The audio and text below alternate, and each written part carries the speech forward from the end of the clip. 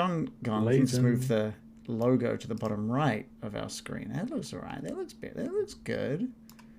Can people hear us? I imagine people can't hear us, just because I always seem to fuck things up with that. No, maybe they can. Wow. Okay. All right. Yes, they're saying they can hear. Great. Hi, everyone. We're not playing tonight. We're just going to chill out and have a bit of a chat because we don't have John tonight, unfortunately. So we can't continue with what we were doing amidst the ancient trees without John present. Without Roy Janil or whatever we decided his name. Rointment. Sorry. So sorry.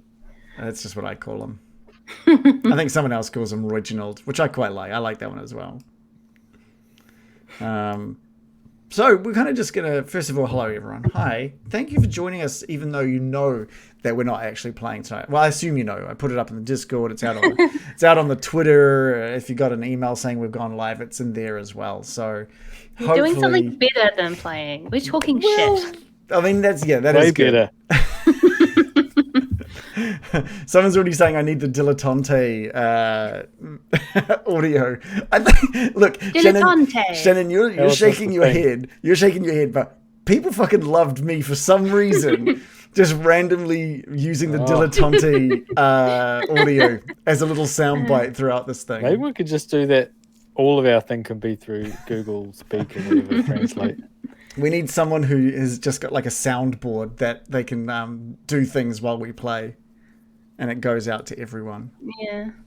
Basically, we do need a director of some sort. I think I would love. Yeah. What I need to do is find someone who wants to join Getting Dicey, not as a player. Like, not as a player at all.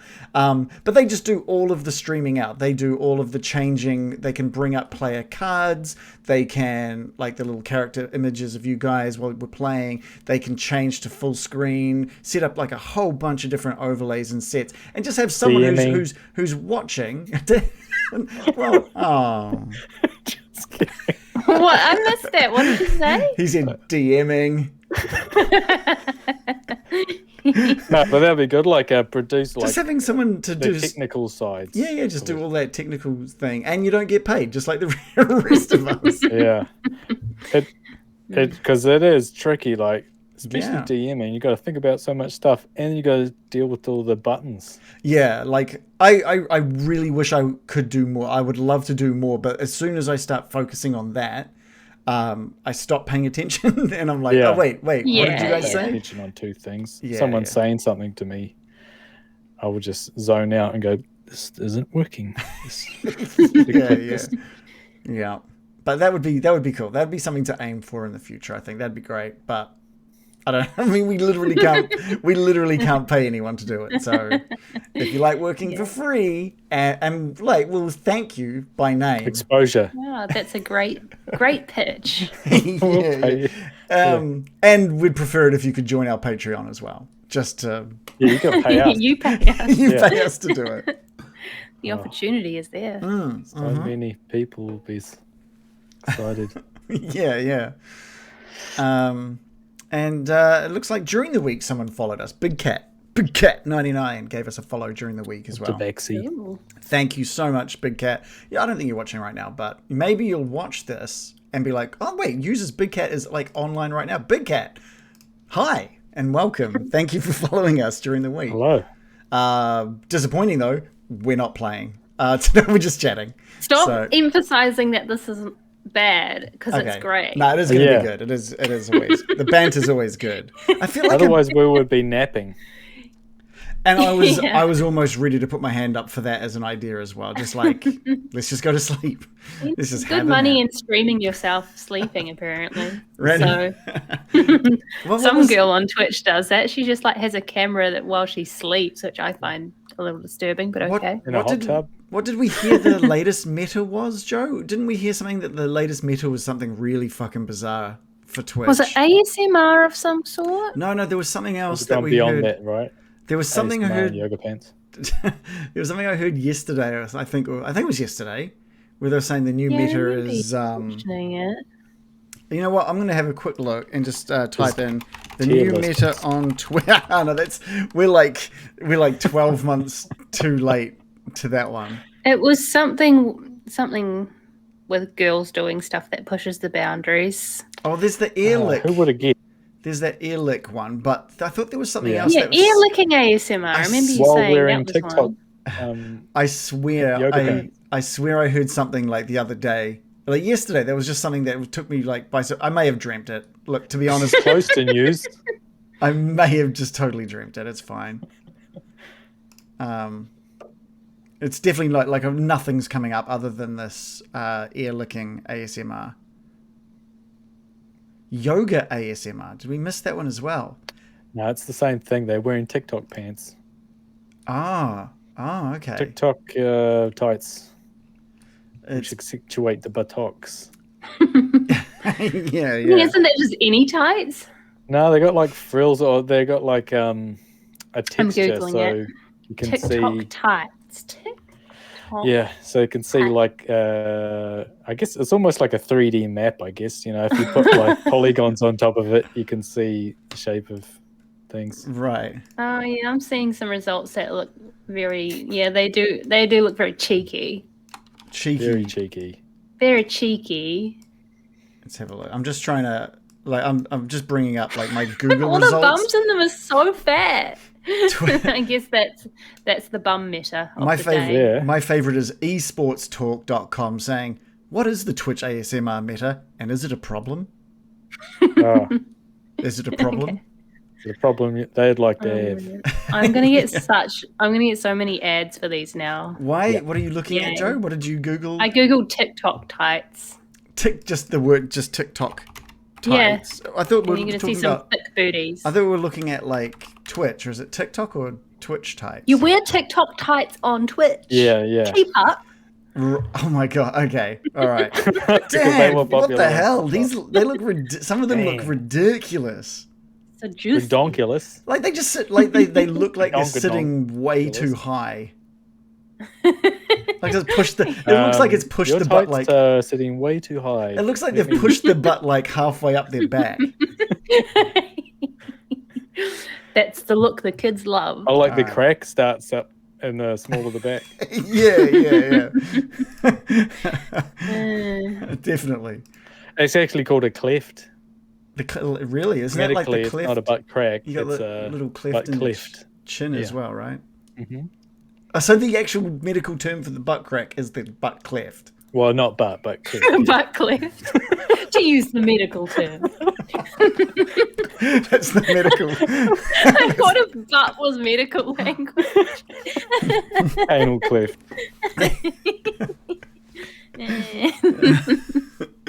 Hi, Argon Ravenwood. Thank you for joining us. We're just chatting tonight. So that's a good starter. That was a good taste for. To be honest, we weren't current events. We weren't take that off. Current TikTok and Twitch meta, I guess, is a good. Telling people that their pants are way too high. Well, not the pants. The butt was too high. Butt. Your butt's too high. Excuse me. That must be why it's called a Brazilian butt lift. Excuse me, madam. Make it high. Your butt's too high. What is Brazil associated with being high? No, I think it's called a Brazilian butt lift. Yeah.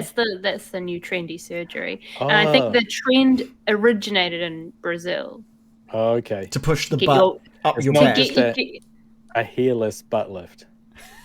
Hairless? No. Is that what they're Brazilian? Right. That's what Brazilian Brazilians normally associated with. Yeah. I thought. No, it's nothing to do with that. Two separate issues. Okay. Your Brazilian butt cleft needs a Brazilian. That's the meta. You can probably get a combo deal on that. It's only a matter of it's only a matter of time before there's the Brazilian ASMR meta on Twitch, I reckon. What was just like talking to you? It's just like, or you put the microphone in the ass. You put the microphone really close up while someone's getting a Brazilian. Oh. Preferably if they're also Brazilian with a Brazilian butt lift. Yeah. Do you think Brazilian people have Brazilian butt lifts, or are people just trying to obtain the Brazilian butt? That's where it originated from, apparently, right? I'm not sure if it's like that surgery was popular in Brazil, or if it's the Brazilian look. Just butts. Right. And I get the feeling it might be a surgery that was pioneered in Brazil because they're like quite big on cosmetic surgery, I think. At least they're not doing like the cupping, The cupping. Where they heat the cups up and put them on? Yes. Yeah. Or don't they do that sort of thing for other, like, not for lips, eh? They don't like stick your lips in a hot vacuum. Yeah. Well, that's what some of these lips look like. Yeah. I have like a real vendetta against the fake lips that are everywhere right now. They look disgusting to me. They look moist. Yeah, they look like, some of them look, I'm going to say it. They look like baboon butts. Zoom butts? Some of baboon butts. Oh, okay. Like they just look the like lips. bloated, pushed out. That's the Instagram face. You're listening to people in their midlife complaining about modern trends.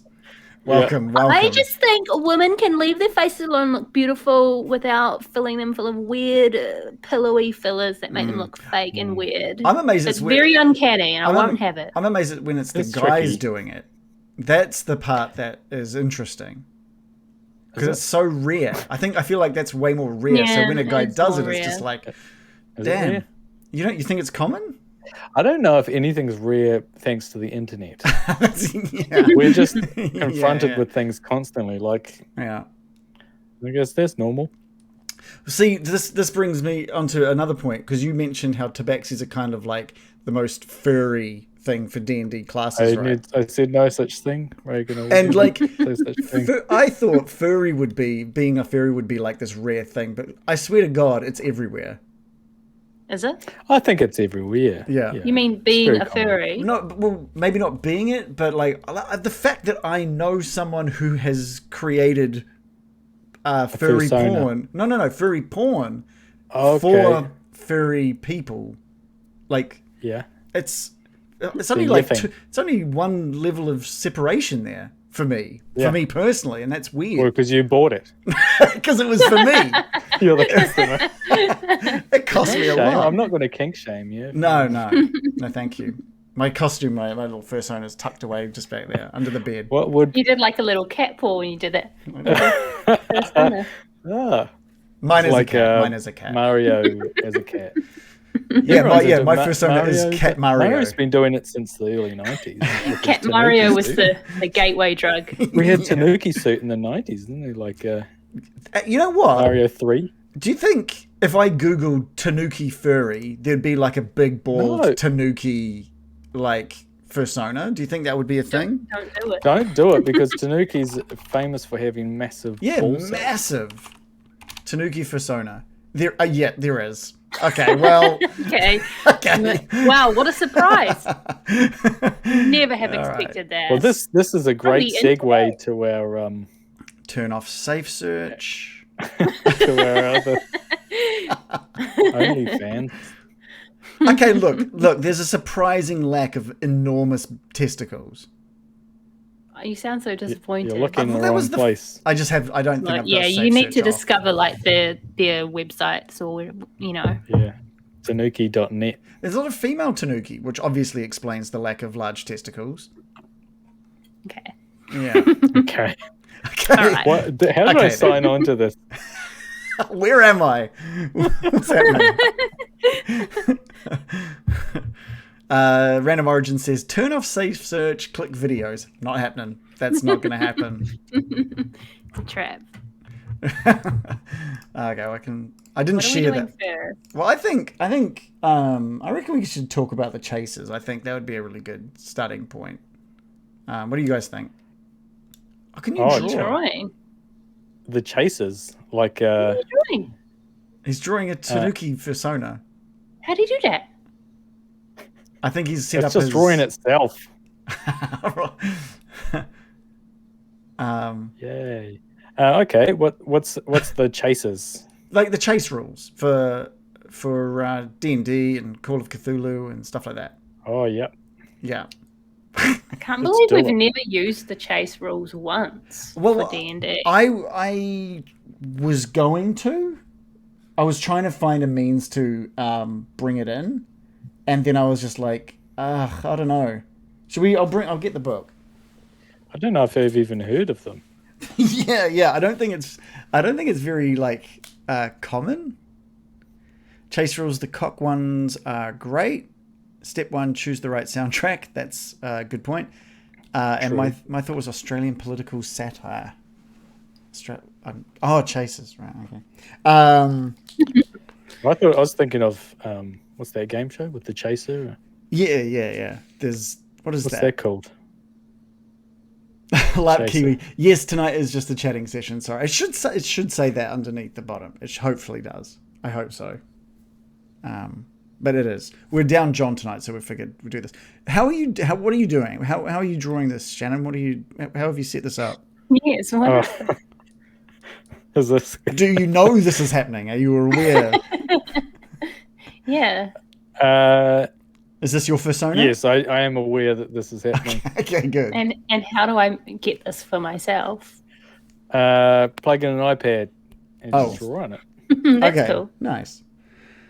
So to answer your question, yes, there are chasers laid out.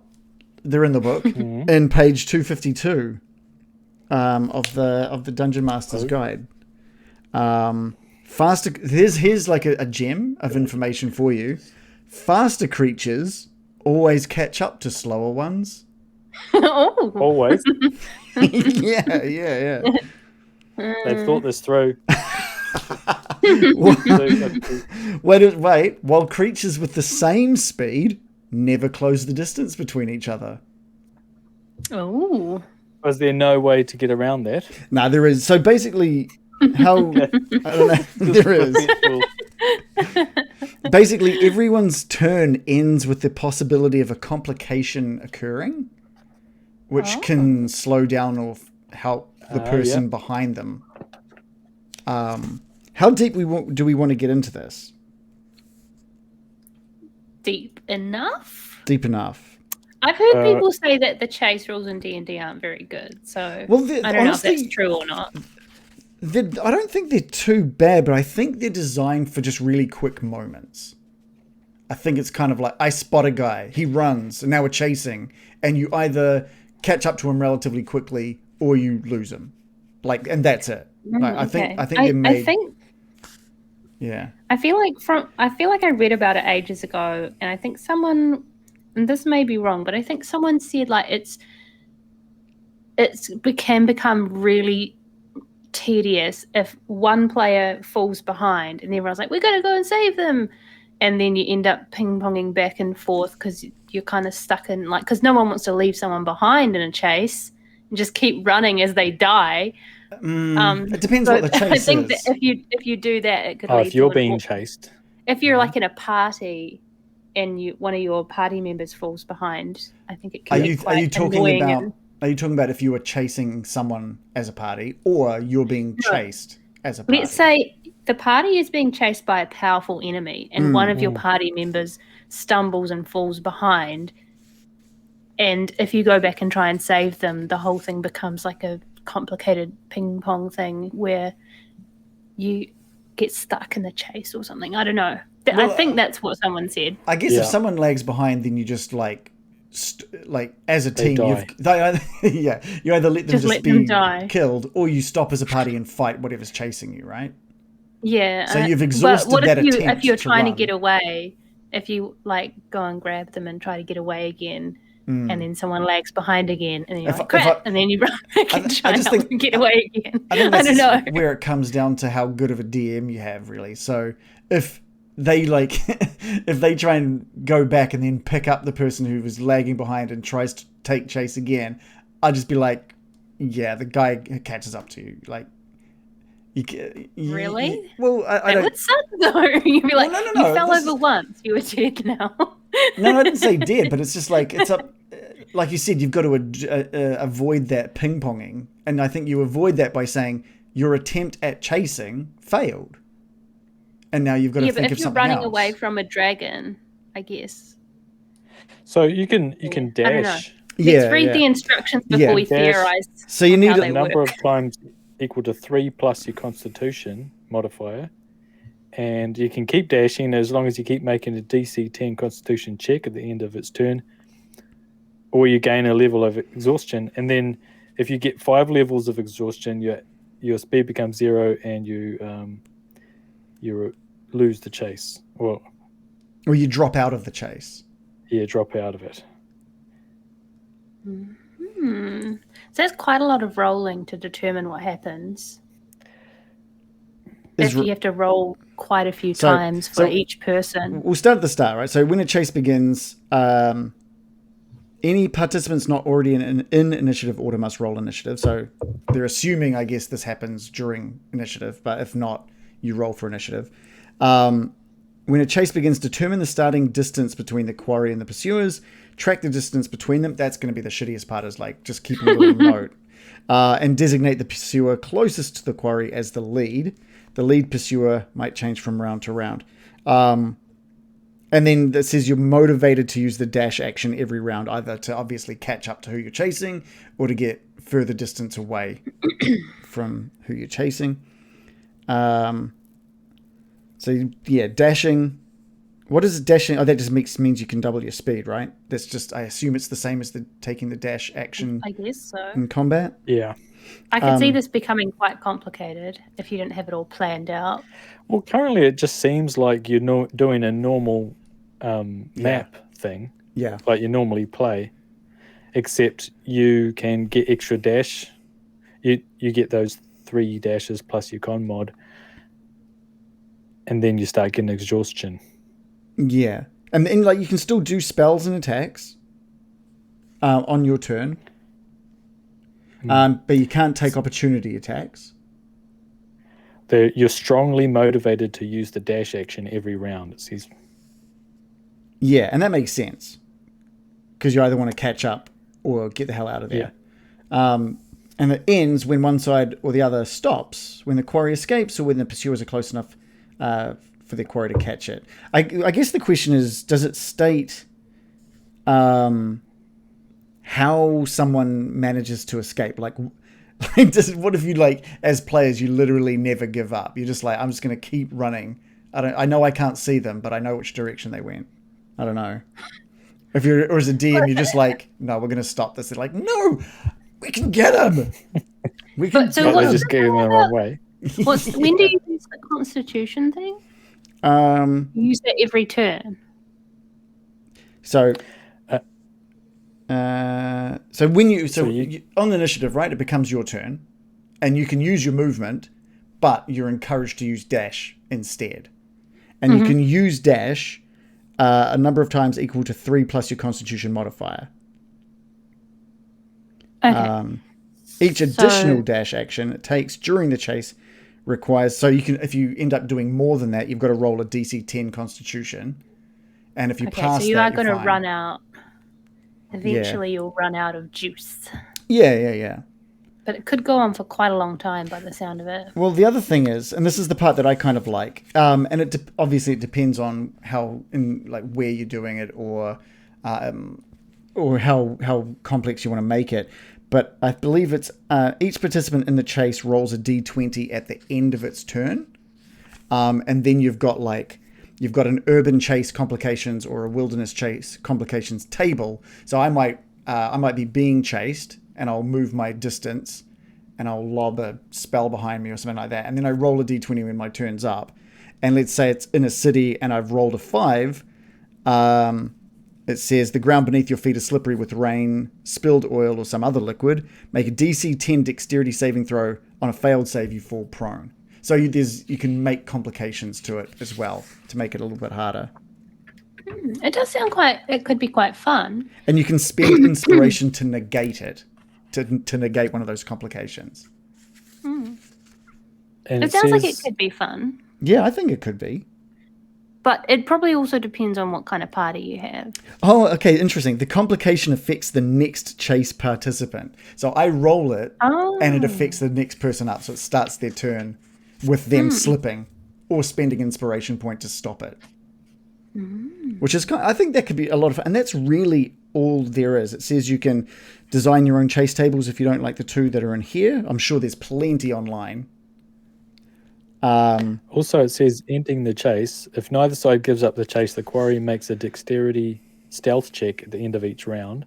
After each participant in the chase has taken its turn, the result is compared to the passive wisdom perception scores of the pursuers. That's cool. So after every round, there's a hide, which is odd. Yeah, I guess it's kind of like they may have quickly just run around a corner and you're deciding whether or not like a Scooby-Doo chase. They've gone in one of the doors, come out the other door. Oh my god, we could do a chase in Castle Ravenloft. We can just... yeah. But you make the, what's it called? The complication table or Scooby-Doo stuff. Yeah. Right, sandwiches. That would actually be amazing. Yeah. But I mean, like, that's kind of it. They reckon mapping out the chase is good. And you can insert obstacles at specific points if you want to. Like if you go into it knowing, let's say you know your characters are going to spot someone that they're after in a market or something like that, you might have a map ready for a chase. So you can put in obstacles and a bunch of barriers and stuff that they might need to treat as difficult terrain and stuff like that, which might be cool. Or you might have some of their fellow...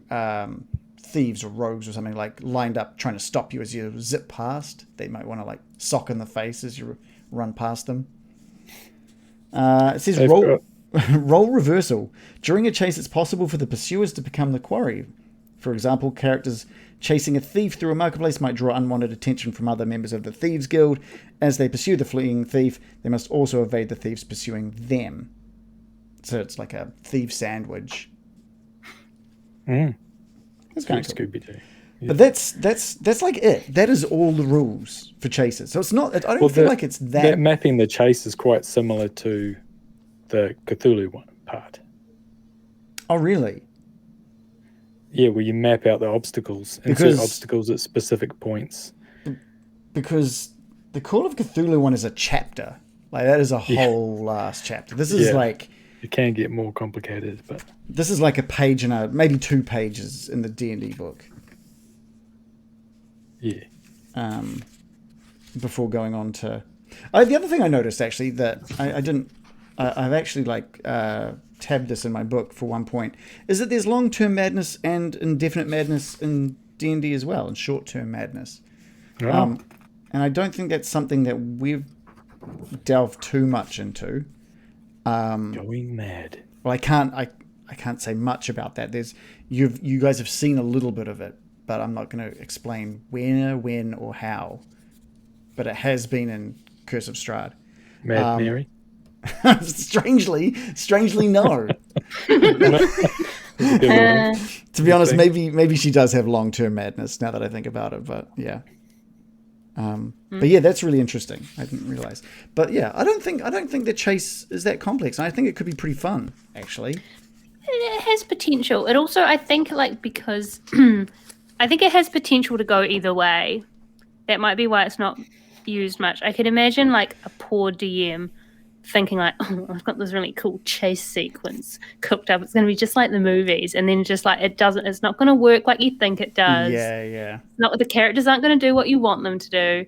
So I can imagine you think they'll run away from the dragon, and then one of them gets downed by the dragon, and then they all get a TPK, and you're like, you want them to run away? But I mean, like running away isn't. It doesn't mean it's a win. It's no different. Like, what would you do with the rules we've been playing if you came what across do you mean? In the way that we've been playing? We haven't been using the chase rules, but what would you suggest if a dragon landed next to you lot? You'd say run away, right? Yeah, I'm not. No, my thing was the fact that I think a lot of DMs would expect people to run away, but the second one of your party members gets downed, a lot of them would stop running away to help them, leading to a TPK, because you don't want to abandon your friend. Yeah. A lot of people just don't want to run away either. They think because they're playing a game, they go, well, it must be doable. Yeah. And then as well, from a player point of view, I'm like, I don't want to be the player that left their friend to die. I'd rather die too. It's really interesting. It feels like you're thinking of it more like a chase scene for running away. When I think of the chase rules, I think of it as in you as a party chasing someone. Because I agree. Yeah. I think running away from something, if you as a DM bring something that you're like, this is going to kill everyone if it catches them, well, then you're fucked up by choosing the chase rules. I don't know. Because that could totally, just by a luck of the dice, mean they can't escape. Imagine being like, you slip on cobblestone and the dragon eats you. Oh, cool. Yay. So glad I got that on the random table. Plus it's really funny looking at this like complications list from the thought of a dragon chasing you. Like, so the last person before the dragon rolls their dice, rolls their d20, and then like the complication goes to the dragon. So it's like an overzealous guard mistakes you for someone else. It's like if you move Gary.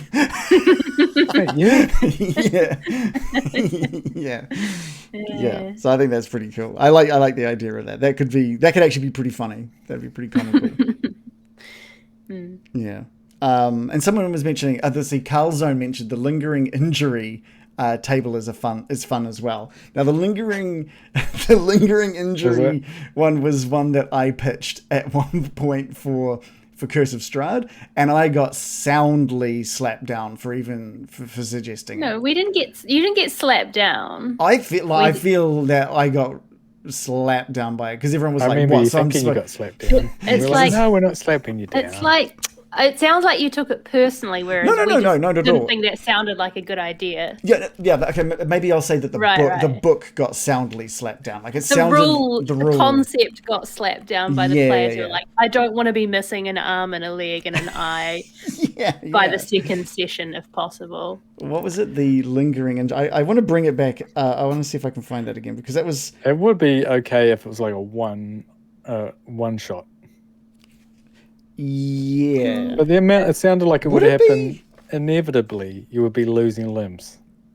Not that rare. Well, okay. So the official rule says it's up to you when to decide to check for a lingering injury. So realistically, it's up to the DM to decide whether or not this one risks an injury or not. It's not going to be every single time. So it's not every time you roll a 1, which I think was the version of the rule we were talking about. Right. A creature might sustain a lingering injury when it takes a critical hit, when it drops to 0 hit points but isn't killed outright, so into death state, or when it fails a death saving throw by 5 or more. Those are the only 3 times, and it's not every time. It's up to the DM to decide, was that attack decent enough to possibly incur one? And then you roll like a d20, and the majority of them are things like festering wound, minor scar, horrible scar, broken ribs, and then there's only like a 1 in 3 chance, no, a 3 in 20 chance of losing something like an eye or an arm or hand or something like that. So I still really like the idea of it. I just would like to see it. I'd like to see it played out. Yeah, I'm kind of like not too sure how like your character having broken ribs would reflect on the game in a fun way.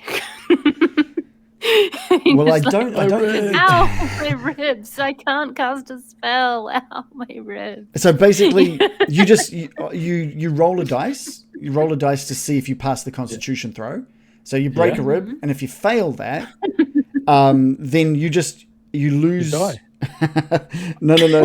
You lose your action and can't use reactions until the start of your next turn. That's it. You just Wait, lose. so it's only 1 turn? That's not very lingering. What? Yeah, the injury heals if you receive magical healing or if you spend 10 days doing nothing but resting. But you only... even your arm getting cut off. No. That was for broken ribs. Oh. So you just need to get word cast on you. Yeah, and you can no longer... Okay, I like this one. If you lose an arm or a hand, you can no longer hold anything with 2 hands, just so you know. Wow. And you can only hold a single object at a time. That's cool. And magic such as the regenerate spell can restore the lost appendage. So absolutely it's a pain in the ass. Yeah, I just see it as more admin for the game, and I'm just like, meh. I don't want to add that to my list of things that I have to think about. Pain in the ass if you roll that on the table. But I mean, you have to have taken a critical hit first. I don't know what a critical hit is considered. No, I meant like the pain in the ass injury. Oh, right. That was permanent. You have a permanent pain in your ass. You can no longer hold things with that ass. With your cleft. You can no longer. But what's a critical hit? That's what I want to know. Is that just like, so hit someone rolls a 20 on you, right? So that's just a crit success? Yeah. So imagine like Lost Mines of Phandelver, first goblin just rolls really well, and the DM's like, you know what? Just to spice things up for the start of this, we're going to see if there's a lingering injury. Lost an eye. Done. Okay. For the rest of the campaign. You're like, oh, you have disadvantage on all your attacks until the rest of the game. Oh, you lost another eye. Let me see the roll. No. Oh, well. Yeah. I guess, I guess if you're going to do that kind of thing, but wanting it to just be flavor and more than just piss off your players, you'd have a means for them to regain their things pretty. You might have a cleric in town who can be like, oh, you're missing an eye. I could fix that for you. And that's me. I'm like, well, then just don't make it happen. I don't want to have to go see the cleric NPC. Just don't have the eye come off. It's fine. Just don't. I don't want a side quest where I have to go. Go to the doctor. I have to do that in real life. Do you know? But side quests are cool. What if it's a side quest to save a cleric that can fix your eye? I just want to play the plot that was written in the module. I get that. I get that. And I don't want to roleplay going to the doctor. Yeah. No. Things do get out of hand, I guess. Although it would be nice, like if you were so invested, if there was no like, it gives you something to play after you've done your small adventure. Let's say everything was like little one shots and everything, and you lived in this persistent world, and then you lost an eye. It would probably give you a hook to your next adventure, wouldn't it? So But if you were doing Strahd, and it's long enough already. You'd be like, all right, the whole time searching for a doctor, and there's just no one. I know we've gone through 80-something sessions, but the next 10 are to get someone's eye back. Yeah. Carlzone says, in every campaign, he has one monster that forces a roll on the lingering injury table on a critical hit. Like, that's cool. You'd be like, which one? Because we're not going to go near that guy. That's the one that's going to start the chase rules, I guess. That one. The monster is just called the Eye Poker. His first barbarian lost his right hand and left arm in a boss fight. He was level 3. Right hand and left arm. He was tough to play in Adventurers League. Yeah, that would be... God. That would suck so bad. I'd just be like, my character jumps into a volcano. Yeah. Here's my new character. One that actually can do something. My character's going to retire in the nearest village. Yeah, my next character has 4 hands. Just in case. Just in case. I think I like the idea. One of the things I've been thinking of recently is how we can, at some point after Curse of Strahd, is how I can start creating, maybe not my entirely own world, but my own kind of short little, not one shots, but 2 or 3 episode long adventures for characters. And then tie them together into one big adventure that they keep growing over. But really, it's all about small things. I really like that idea. I think that's such a cool idea. Such a cool concept. But I need to think about how I want to go about that. And, well, if we keep losing players, I don't know. I don't know what I'm going to do. Or arms. Or arms. Or arms. All right, so chase rules. That was 2 pages in the DM's book.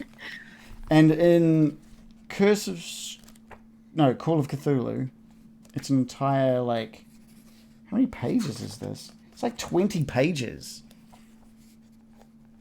That's a lot of pages. Yeah, it's, yeah.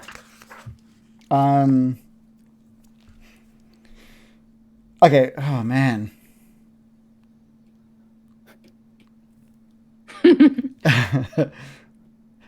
I don't know where to begin with this one, because this one, again, is just... have you done any reading on this? Oh, is this the no hand, no arm barbarian? Yes. Nice. He's like, I'm going to become proficient in kicking now, I guess. Yeah, like Sanji. The kick barbarian. Actually, see, that is great. Turning him into a kick barbarian. He could like tape his axe to his leg. So kicks on a certain. Killer. So on certain angles, he can really just like slice people with it. I think that'd be great. Sador asked, I recently bought Rime of the Frost Maiden. You guys doing that one next?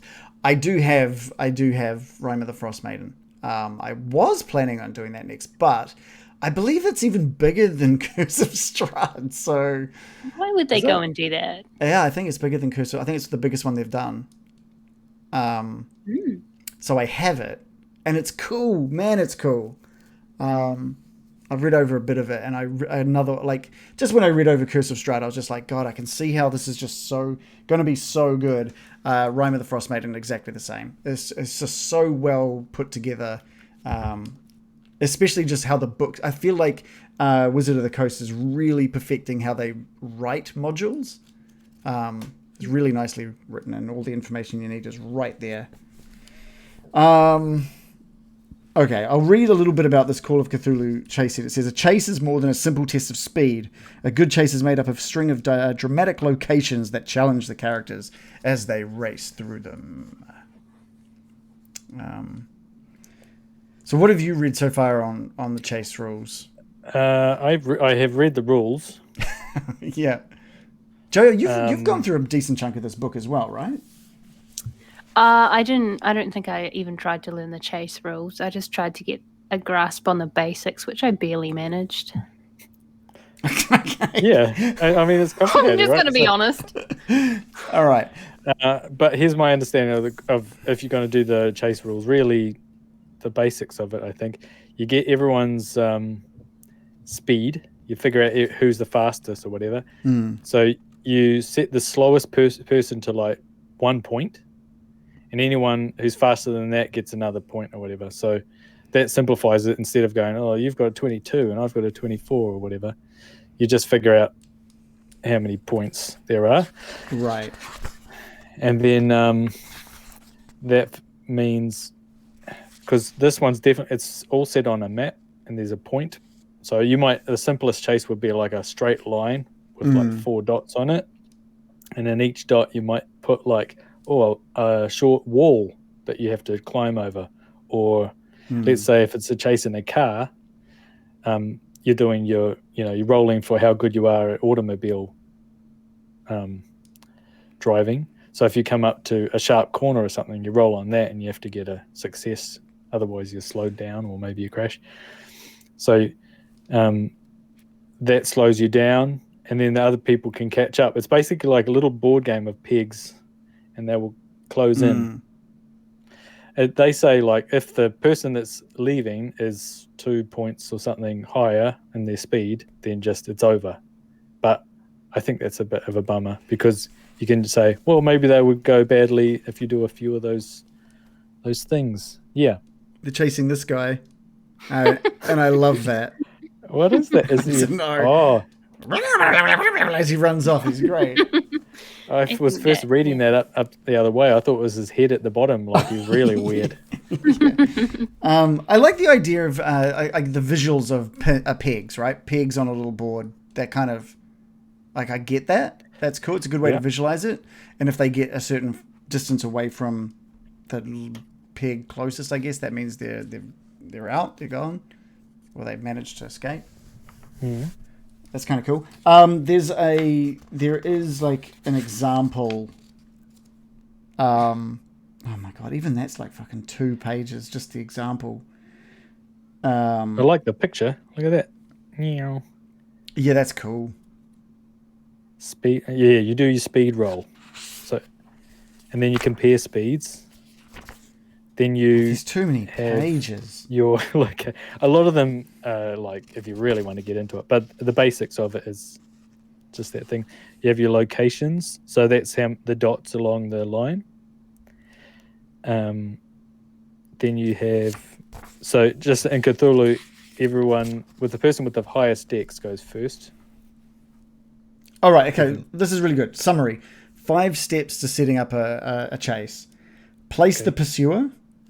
Place the fleeing character, position the hazards and barriers, allocate each participant a number of movement actions, and then determine the dex order. Don't chase me, he says. What's number 3? Position hazards and barriers. Yep, along your peg thing. And then allocate each participant a number of movement actions. Just allocate. This game is so hard, though, that you're probably going to fail every hazard and barrier in your way. Well, no, this is... If you roll anything like we've been rolling, our skills are so low. This is where it uses a bit more of your innate abilities instead of like the skills. Not the specialized, yeah. I believe. Well, it depends. If you're driving a car, then you need to be good at car driving. Right, yeah. I think my character has a 5 for driving.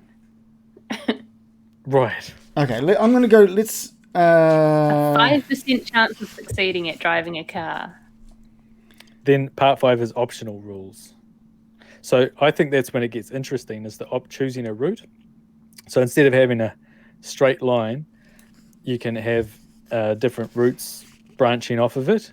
And, it might be more difficult to get around it, but it's got less dots on it. So you catch up to them. If you want to risk, like, hey, I can succeed on these 2 tricky corners, if they go straight and it's easier, easier corners, let's say, they have to go through 4 of them, you could catch up to them. I think that's kind of fun. I feel like when we get back into amidst the ancient trees, I'm just going to be like, I chased the guy. I'm going to go for just go into try chase. out the rules. Well, there are opportunities for chases in that Oh, module. really? It just seems so fucking... Depends if you shoot them in the head or... that was so amazing. That was so amazing. Anyway, Harvey was caught sneaking around some farm buildings. The farmer spotted him at a distance and gave a shout. Harvey, fucking Harvey, turned and fled. Here's a picture of him fleeing. Sorry, Mr. Farmer. Yeah, I love that. It's one of the best pictures kind in the of race. skipping away. He is, yeah. He's the sample character that you make in the thing. Yeah. Right. When he flees, the keeper asks for speed rolls. I love that your face is in there, Shannon. That's great. Harvey's player makes an extreme con roll, and Harvey's movement is raised from a 6 to a 7. So he gets an extra point added to his movement because of an extreme roll. Yep. Oh, yeah, extreme +1 to movement. Okay. Harvey has the keeper fails the con roll for the farmer, so the farmer's movement drops 1 point. Harvey has the higher MOV, and so he escapes. But that's it. That's the chase. He's gone. That's if you're two speeds faster than your pursuer, then they say just end it. But he was only 1. Oh, is that only 1? So didn't he lose 1 in there? And Harvey goes 1 Harvey goes from 6 to 7. The farmer goes from 7 to 6. So there's only 1 point difference. Okay, maybe it's just 1. But I think you should. Right. The keeper tells how Harvey glances over his shoulder to see the farmer tripping over in the mud. No chase scene is played How out. did this happen? No, we're fundamentally not understanding the rules now. How did this happen, Harvey? Okay, the fleeing character escapes if their adjusted MOV is higher than the pursuer. Oh, it's as simple as that. Yeah. So yeah, it wasn't Doesn't 2. even I was so just making so that one, up. once It's it's just higher. you can't just make up new rules. We're trying to establish. Accidentally. Yeah. Okay, so once it's the adjusted, it just seems like no chases would ever happen then. No, I mean, all you need is for the person in the back to be faster. But that's alternatively, if Harvey failed his con roll, the situation would be quite different. Harvey's MOV would fall to 5, and the keeper would establish the chase partway down the farm track with the... Oh, okay, so... Wait, what? With the farmer 2 locations behind Harvey, because you always start them 2 locations apart. 2 dots apart. Okay, so it's if you look only at if the fleeing character has faster MOV. Yeah, because they're out. Yeah, They're boosted. right. Otherwise, if it's not, then that's when you get into the chase. Yeah, maybe it was Okay. in my head that it would be like if they're 2 points faster or something. But still, I think they have to be really fast for you to go, nah, let's give up on this chase. because you're not making the chase interesting. The map. I don't like that it's a straight line. Supposedly the chaser is 2 locations behind the flare. Yeah. Well, do they always have to be? Because it Well, says the keeper chooses. Yeah. To. The keeper would normally set the starting range to 2 locations, but may opt for a tensor chase by reducing it to 1 location in exceptional circumstances. Yeah, but like if the dex is higher for the pursuer, then they go first, right? And then they would catch them immediately. Wait, They will slow go down, onto slow their down. dot. I haven't gotten to that bit yet. Okay. An angry farmer is pursuing Harvey down a track following speed rolls. Harvey's move is now 5. The farmer's move is 6. The keeper chooses to start. Oh, okay, we've got that. Thank you. Yep. Just as with combat, a chase takes place in rounds, and the characters act in dexterity order. Combat round and a chase round are interchangeable. Oh, so you don't have to run. You can just like fire your gun. Well, I guess. you get not just one thing to do on your turn. You can do other things on your turn. You can, similar to that D&D one. Back to Harvey's attempt to escape from the angry farmer. Following speed rolls, Harvey's move is now... Yeah, we get that. Both get 1 movement action by default. The farmer gets a 2nd movement action because his speed is 1 more than that of the slowest character in the chase. It's so complex. Like, even just adding that. But it's like... It feels weird that they've added, like, oh, now he gets another one.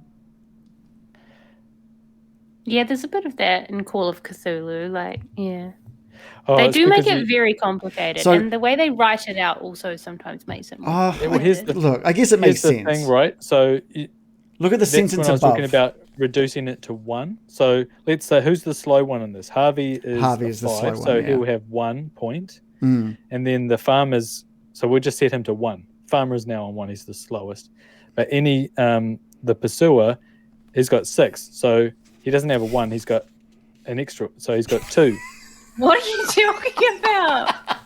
Okay, I'm not explaining this right. Instead of like thinking of it as 5s and 6 or 20s or whatever like that, just think of the difference. The slowest person in the chase, you give them. They have 1 point. Of 1 action point. Yeah, let's say 1 action. Yeah, exactly. Okay. And then any additional move points, like a 6, they don't just get 1 action point. They get additional, however much faster they are. The difference in the move number. Yeah, they get the difference. So, like, this guy's movement is a 6, so he's got 2 points. If they, because he's faster than the 1 point. Fuck me. So wait, is he a 2? What? So he's got. Is he a dude? Because the farmer has 1 extra point of movement above Harvey, he gets 1 extra action point than Harvey. Yeah. If he was 2 points faster than Harvey, he would get 2 extra action points. Okay. Thank you for saying that in English. I'm sorry. Because he's got 6, he's now a 2. Yeah. Yes. It's so confusing. Well, okay. I mean, that's the easy way of doing it. On their turn in Dex order, each character may use their turn to move forward in the chase, spending movement actions to do so. Initiate 1 attack using the fighting, firearms, or drive auto skill. Cast a spell or perform some other action requiring time and perhaps a dice roll, like picking a lock or something. Yeah, so if you have got 2... Is that how it actually works? I don't know. Yeah, that's right. So if you're being chased... You are slower, obviously. Do you only have 1 action? Yeah. The slowest participant will always have 1 movement action. Yeah. Okay. So you get to choose forward 1 location. I mean, you're being chased, so you've got to choose whether you're going to like move because you're the slowest one, right? You can either move or do something. But as the farmer, you could probably use 1 point. You can either try and use your 2 points to catch up faster, or chase 1 point to stay the same distance, and then take a shot off with your gun. Yeah. So as the farmer, you got like 2 actions. Okay, look, this is slowly making sense now. Yeah. Now we add hazards. Okay, well, wait a minute. At the end of round 1, the farmer, I'm just trying to see. So you got to land on the same dot to catch up. Okay, that makes sense. Yeah.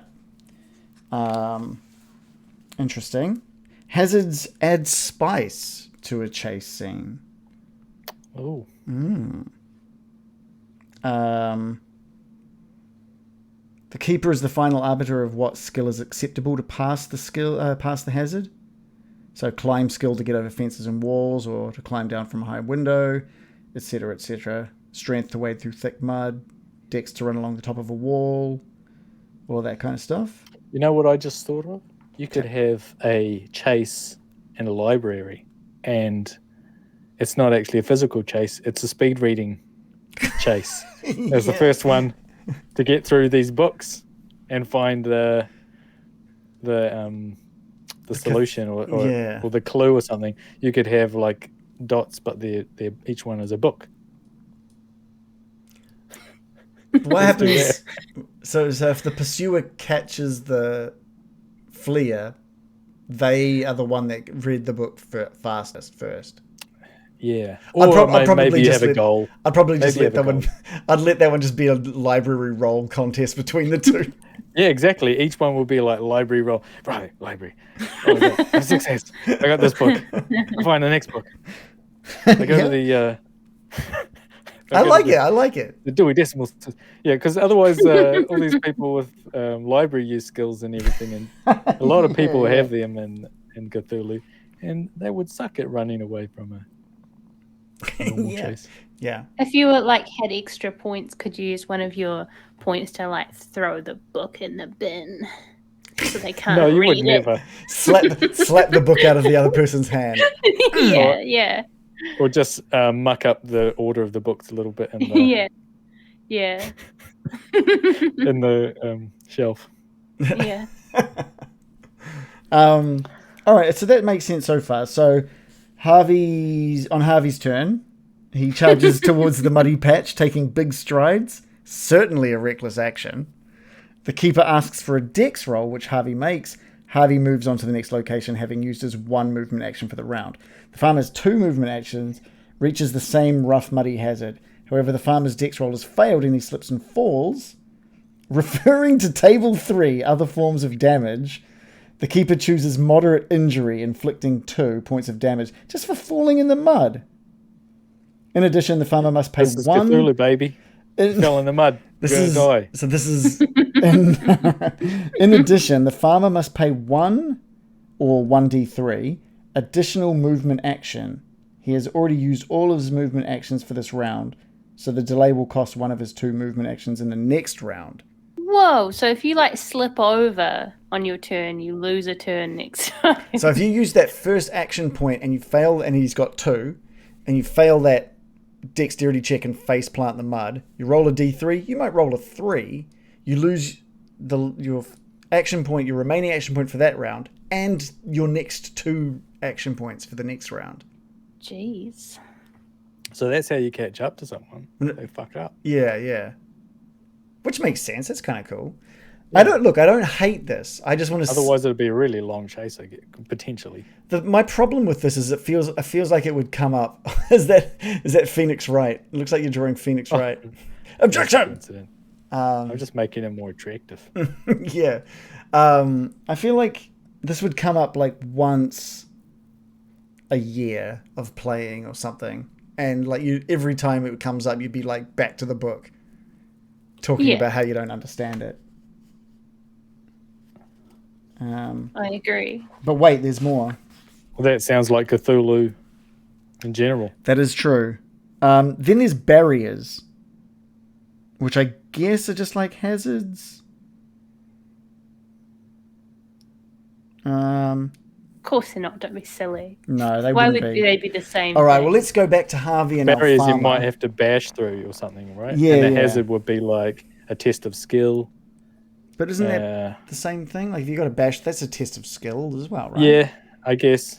Look, it's not Cthulhu if you don't overcomplicate it, okay? What are they? Tell us all about Let's talk about Harvey and the farmer. The angry farmer is still pursuing Harvey. He still hasn't caught up. A post and rail fence blocks his path. Harvey's turn.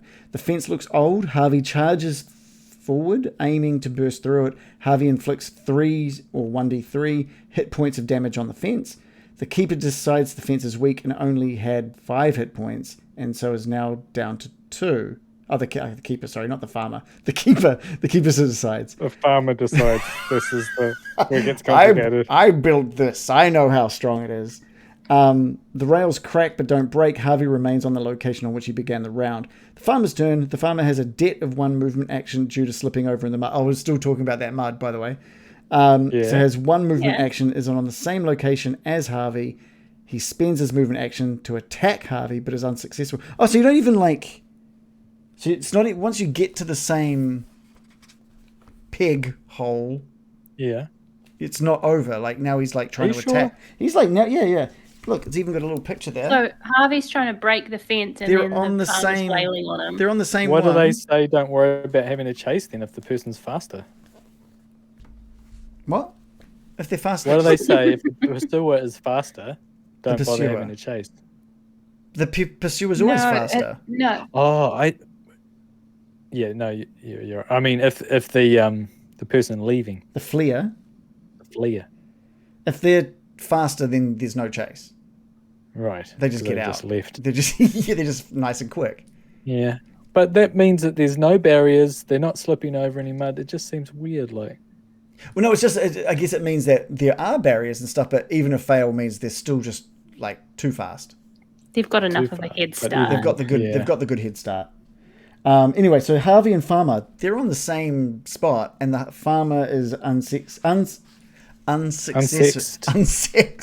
This is herding.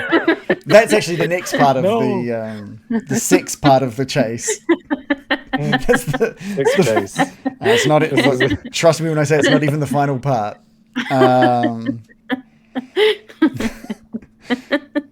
Conflict, Wow. also known as the sex part. Harvey's in the same location as the angry farmer is trying to climb a fence to escape.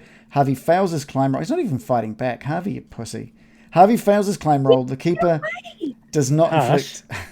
The keeper does not inflict. Victim blaming.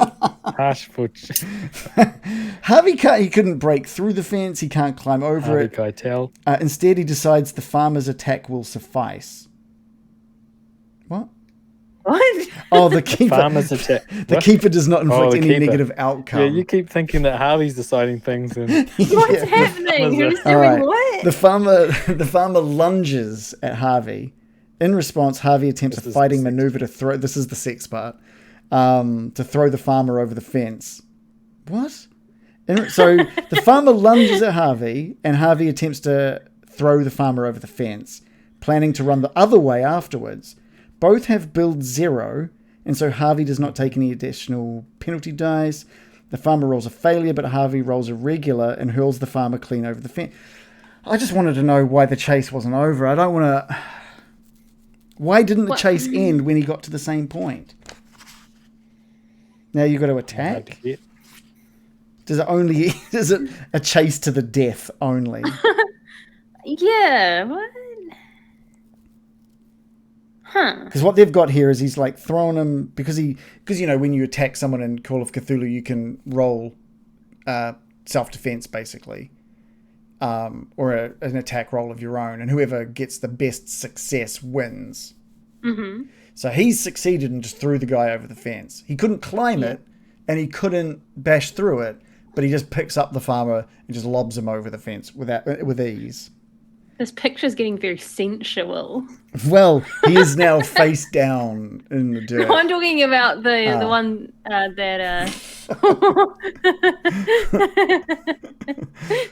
get that 6-pack.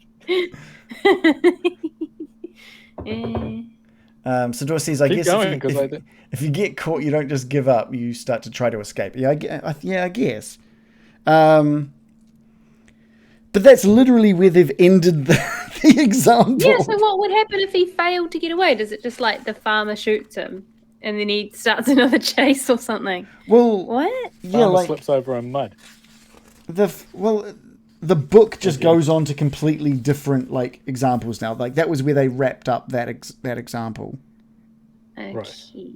So it doesn't. So give once us he the throws him over the conclusion. fence, does he just automatically get away?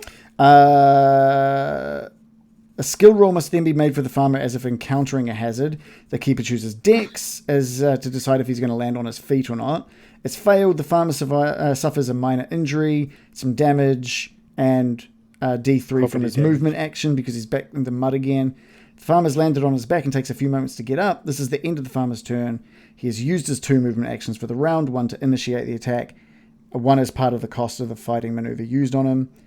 And then that's how they end it, with just like the farmer on the other side of the fence. So I guess they're kind of like, look, straight up, the farmer's fucked from here. Like he's on the other side of the fence. He needs to get up. He's got a lot of AP to spend getting up, let alone fighting this guy. So is there a certain amount of points where the person running away is a certain amount of points in the lead? It literally doesn't say. Well, I mean, sorry. From the examples, I'm sure it's in the rules, but I've just been looking at the examples. All right, I'm done with chases. They're good. Escaping the pursuer? They're all chases from now on. It's the only game I'll play. The keeper's judgment must be made about points where the pursuer might lose the quarry. So I guess it's up to the keeper to be like, all right. Oh, really? That was good. You're good. You're out. You're good. Yeah, you don't want like a chase going on forever. In fact, that's what they're trying to avoid by even stopping them happening at all if someone's going to keep just staying out of reach. Yeah. And then they've got another example where like Cthulhu is chasing someone called Johansson. That's... Good God. Anyway, that is massive. That is a massive chapter. How do we get this? How's that drawing going? What's... It's getting there. Is that a massive chin? Yeah. Nice. So I think we definitely need to have a go at chase scenes either in D&D or Call of Cthulhu. Yeah. The D&D one. So I thought I understood it, but now I realise I do not. Do you understand it better though now? No. No. The D&D one I think I get. Yeah, because it's just D&D. yeah. You're just playing D&D. Except you get like 3 free dashes plus con. Yeah. Much easier. But did you go and look into the optional rules? Because that's... I did not. I left those alone because they look insane. Well, that's where it at least has that fun rule where you have branching paths. Right, but I think they should all have that. On top of Otherwise, like... don't bother. You reckon? Yeah. Otherwise, don't bother. Just don't bother. Yeah, because, you go, well, I want to risk it. You put in say, I want to do the shortcut, which is riskier, and I might actually catch them. Yeah. Etc. And then otherwise, it's just a straight line of like, you've hit the wall. And no, but I mean, even that example we had was like, there's some mud and here's a fence. Yes, yeah, but there's lots of that. But everyone has to go through the same ones, And there's no right. Can you use different stuff on this? Like, if 2 different people come across a fence, maybe you could address it in different ways? Probably. Like maybe one person could try and bash through it and some person could try and jump, depending on what their skills is. Yeah, totally. And that's the book kind of went into it, that Harvey chose to, like, he thought it looked weak, so he would just try and bash through it. When he could have, and he failed, when he could have tried to jump over it instead. Yeah, so I guess that is like sort of a branching path if you want to keep it simple. Yeah, or running down the length, like Garman has just mentioned, running down the length of the fence until you find a gate. But you're not really sort of gambling whether you will risk the amount of locations versus how good you are at rolling. Let's bring it. I'm going to look at that one again because I don't quite get... Oh, man, what page was it? Chapter 7, wasn't it? Literally the entirety of the chapter. I still can't believe I was a keeper for Call of Cthulhu. You did so well, man. You did so well. I just don't even... I must have like learned the rules in my short-term memory like halfway and then just deleted them as soon as it was over. Like, you did so well. Thank you. Yeah, I think it I was great. doing all those text adventures just so that I could sort of read it and not have to have any pressure of like, okay, what happens now? I was like, well, I'll get back to it in a couple of hours. And figure it out. Yeah. True. I forgot you'd done those text adventures. That's a good way to practice the rules. Yeah, it was. All right, so choosing a route. So it says, it is the nature of a chase that the character being chased wants nothing other than to escape and must make split-second decisions whether to turn left or right. If there is a choice of routes available, the lead character is free to choose and may seek a more difficult path or an easier one, especially if he or she feels it would be to their advantage to do so. For example, a strong swimmer might opt to leap into the river to lose their pursuer. If the investigator is the one being pursued, then the keeper should regularly present a choice of routes. Be easy for the keeper to stack the odds against the player by describing new terrain that constantly works against the investigators. You may find it more fun all round to create hazards and barriers randomly. So there's a little table here where you can roll a D100 and choose whether it's clear, whether there's a regular hazard or barrier, a hard hazard or barrier, or an extreme hazard or barrier. And that's kind of it. So I guess that kind of... So instead of there being a fence, you could be like you're coming across a fence, but the fence goes right up to a raging river, that kind of thing. You can either jump across the river, like try and swim across the river, leap over the fence, or run down the side of the fence looking for a gate or something like that, giving them the option. Maybe? Does that sound right? Right. I think so. Yeah. Because basically, as a keeper, you're making shit up. Constantly. And role-playing games in general. And it looks like you can try and hide as well if you want. Hiding a vehicle is not easy. That's fair. So there's hiding rules as well if you wanted to. But again, I feel like what kind of monster do you have to be to actually make the game even harder for your players? Like, this game is so hard. Like, if you look at the percentage chance of succeeding on most of these skills, it's so low. But that's only because we're basically level 1 characters at the moment. Yeah, but like, you don't level up the same way as in D&D. It's not like you're guaranteed to keep getting stronger and stronger. And there's a lot of specialization involved, isn't there? Like, you either pick to be I think you do want to do a bit of min-maxing in Cthulhu. Yeah. But yeah. It's tricky. It doesn't feel like it's designed for you to succeed, unlike D&D. Absolutely. Garman says a good GM in any system just has to know when to hand wave complicated shit and keep things moving. And I feel like I think a chase would be awesome if the keeper that you're playing with just knows the system, just knows it perfectly. And so it's not like, oh God, what do we do? He's just like, all right, cool. Give me this roll. Give me that roll. Do this. And this is what you see. And the farmer's coming up behind you, Harvey. Falls in the mud. Yeah. That could be, I mean, if you know the system, it'd be awesome.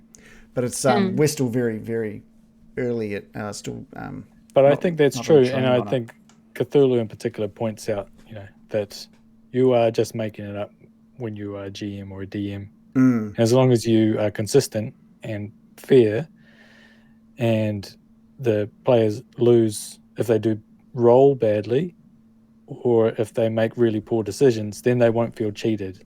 And if they do make good decisions, then they should feel like, hey, I did well. Yeah.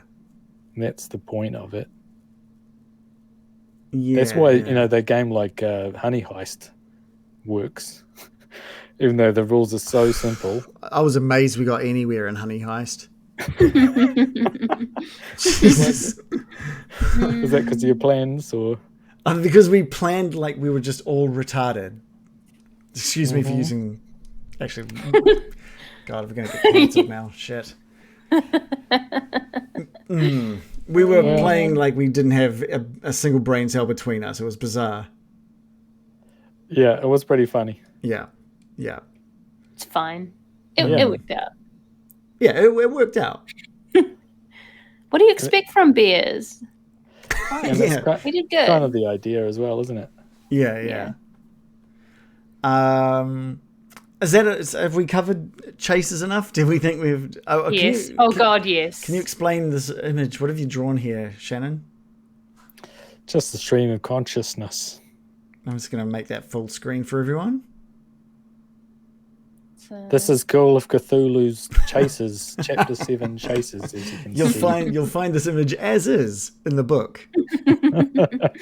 This Harvey or whatever is that Harvey? Jesus, Harvey. he is now. Yep. I can't tell if he's like ogling the woman in the background or the guy showing his chest. Well, that's up to you. Oh, it's up to the viewer. Yeah. And does the other guy have love hearts for eyes? They both do. They both do.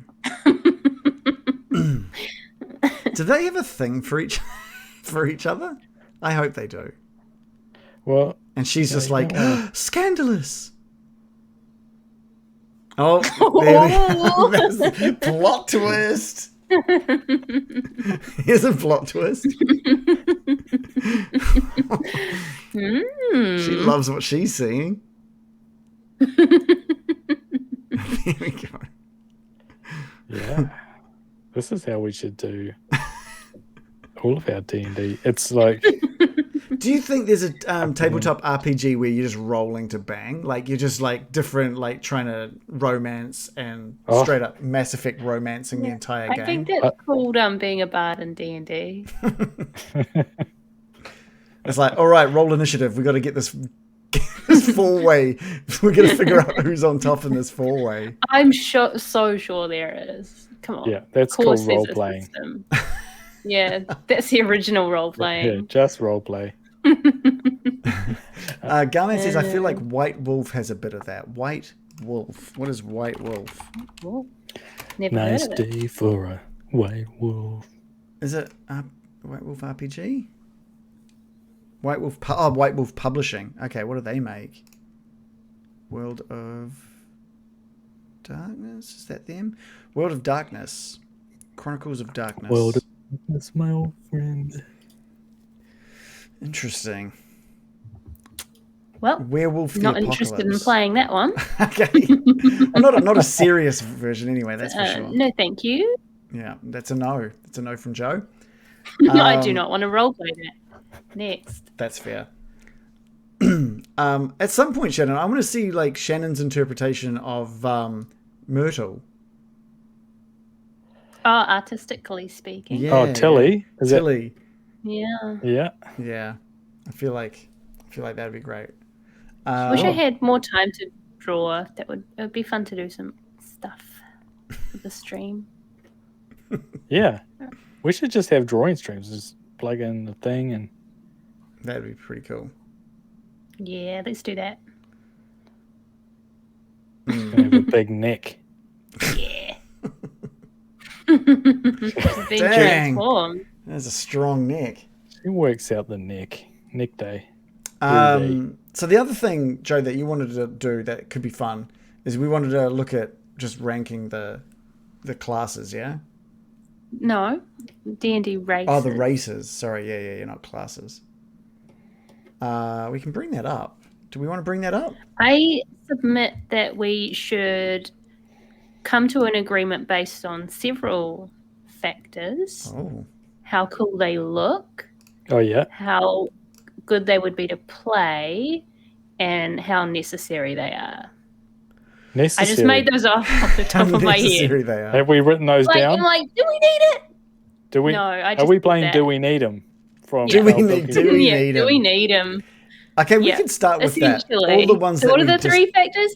How cool they look, how fun they would be to play, and do we need them? do we need them? I think it's a well, big one. Yeah, the end. But you need someone who's playing devil's down. advocate, someone who's like, Yeah. yes, we need him, and someone who's like, Yeah. we don't. So Maybe if we we can bring don't the have chat that in. naturally occurring, we'll have to nominate someone to be the devil's advocate. We need, I'm gonna write down these factors. Cool! I think also I'm happy for the chat to change our mind as well. Change our mind. Larp Kiwi says, "Are we having a which race is superior discussion?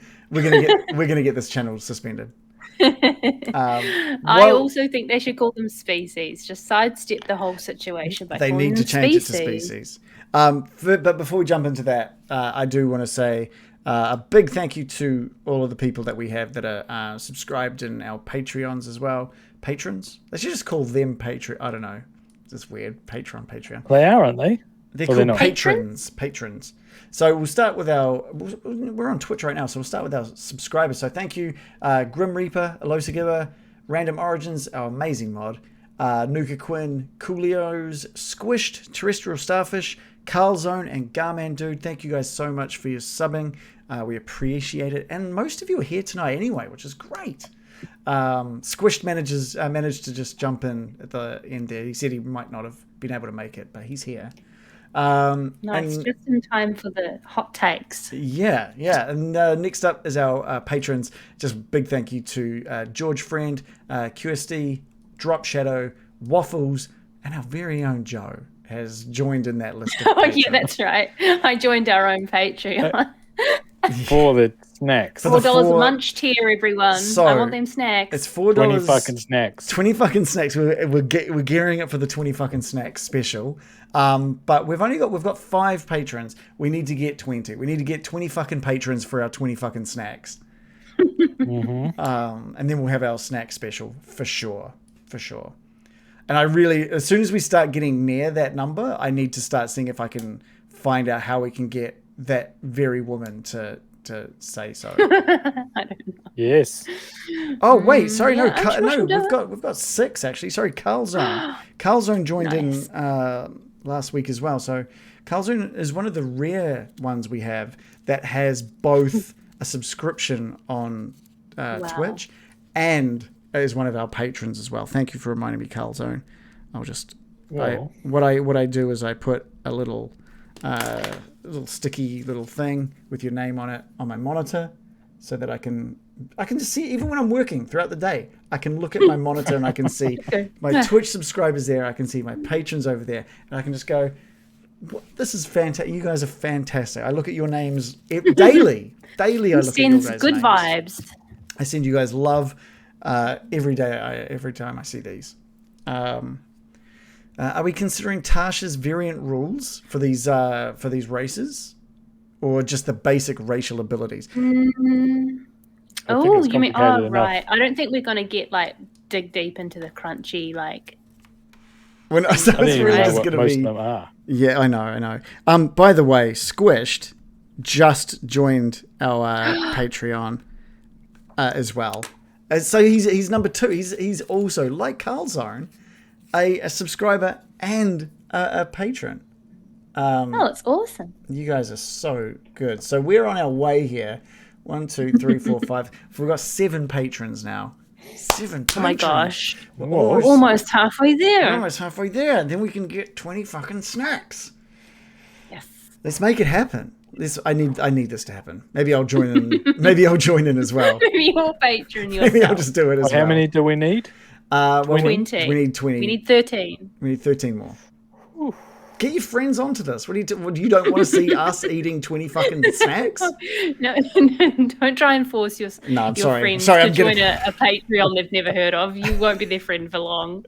Excuse me. Or best friends, because they'll love the content they get. What are you talking about? That's true. BFFs. Yeah. Look, we've got another person with hearts in their eyes. Everyone's falling in love. Yeah. We've got some, Carl Zone's just named it, we've got some elite dices, which I like that. You guys are the elite dices. Yeah. I think that's great. I think Waffles, he was gifted a sub, but he is on both lists, I think, as well. Mm-hmm. We've got some great supporters. Anyway, so let's get on to the tier. We're using Tier Maker, which had this all set up and ready to go. To prove once and for all we're not unique or have any new thoughts in our brains. Can you please stop negging us right now? This was also my idea, so you're negging me directly. I'm not negging you. Now, just because it's been done before by someone else doesn't mean that we'll not. It hasn't been done just by so us. much better. Yeah, exactly. Ours will be Yeah. way more cool than what's theirs. yes, we're looking at tier maker. We are looking at tier maker. S tier. How good do you have to be to get into S tier? Well, I want to start this off with because I like the idea of a do we need it. And I'm saying orcs because we're thinking of playable races here. Player races, right? Not just races. Mm-hmm. Playable. Playable. It has to be playable. And so the orc is one of the playable races thanks to one of the books. Yeah, there's like a book that lets you play as a bunch of monsters. Yeah. Oh, what book is that? I'd have to look that up. Yeah. I will look that up now. Thank you. Dungeons Master's Guide to Furries. Everyone is saying this one's from Dungeons Master's Guide to Edgelords. Okay, look, we've got. We shouldn't knock everyone's characters though as well. I absolutely will. 100%. Both Random Origins is saying Goblin S tier. Squished is saying Billy right to the top. Oh. And he did it with 100 bits. I mean, that's hard to argue. Oh, no, 100 points. 100 channel points. He was just pay to win. Pay to win. Now, look, to be honest, Goblin as a player race, not Goblin as Billy Goblin, because we all know Billy Goblin was fantastic, but as a playable race. So we're just starting with goblins, huh? We don't have to. That was just what the chat. All right. Also, I just looked it up, and all the ones that are like monsters you can play as are from Volo's Guide. Volvo's Guide. So that has Kenku, Kobold, Lizard Folk, Orc, among others. Bugbear, Goblin. So we go from the top left, or are we going to pick? So this is all alphabetical, I guess. If we go top left and just work our way across, we can go alphabetical. We're going to start with the Aarakocra. So who's going to be like advocating for the Aarakocra, and who's going to be negging the Aarakocra? I am pro Aarakocra. Okay, and I'll mediate and decide I will if we need them. Okay, well, because I know you're going to neg.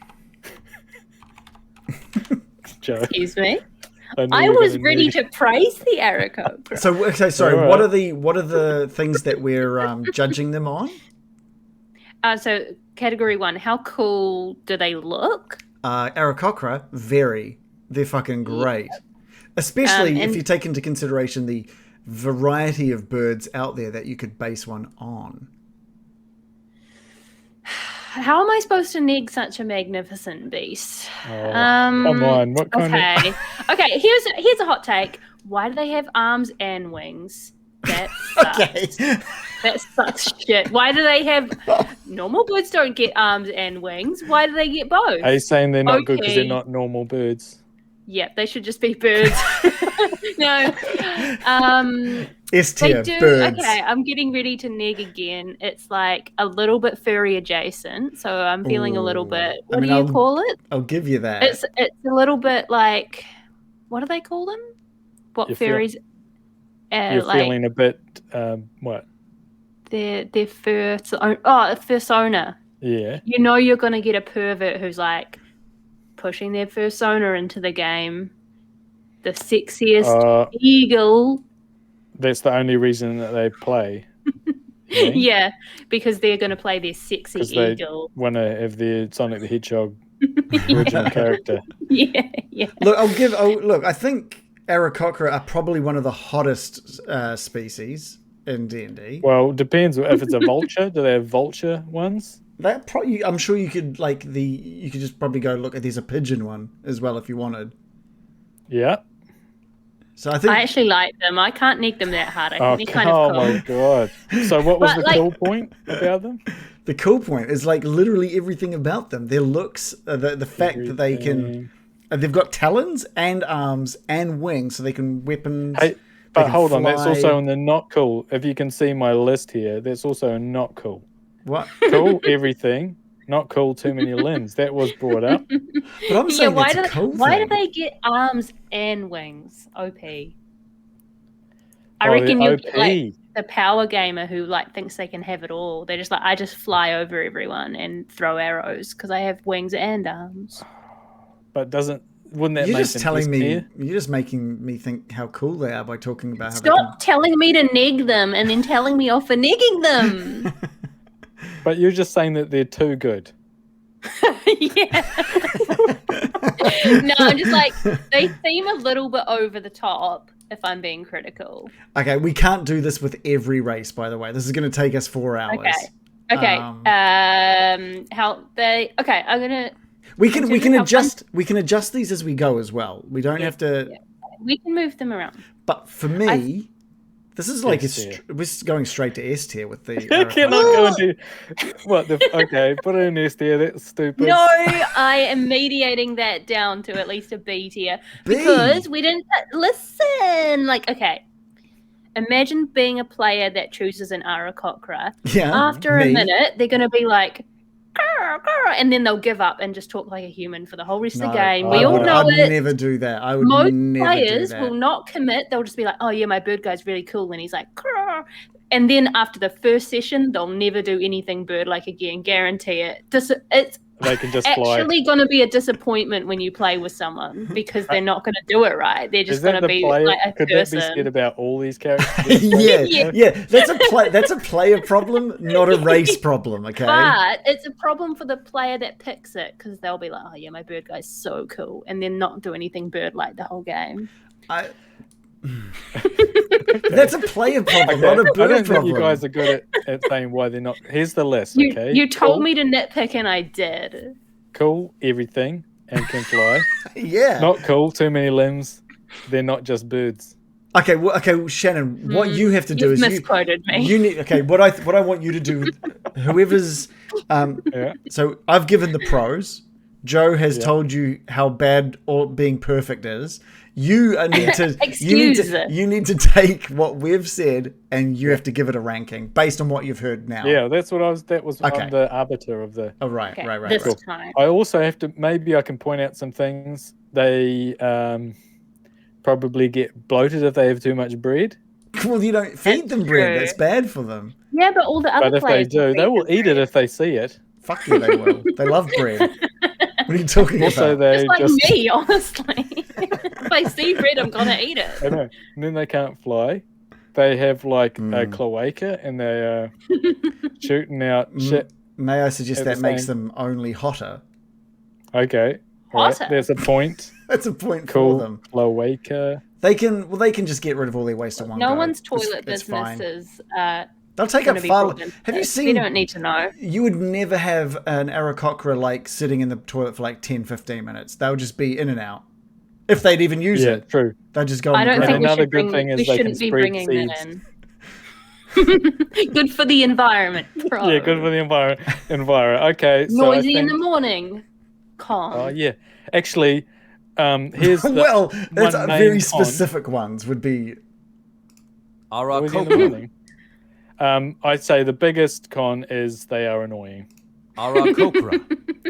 No fucking doubt. Whoever's playing an Aarakocra, they play an annoying. I'm actually going to give you that point because they reach maturity by age 3. So I imagine there's also some players that would go, mine's 3, and would just be a piece of shit with it. They'd be like, they'd put human 3-year-old traits on it. Here's another.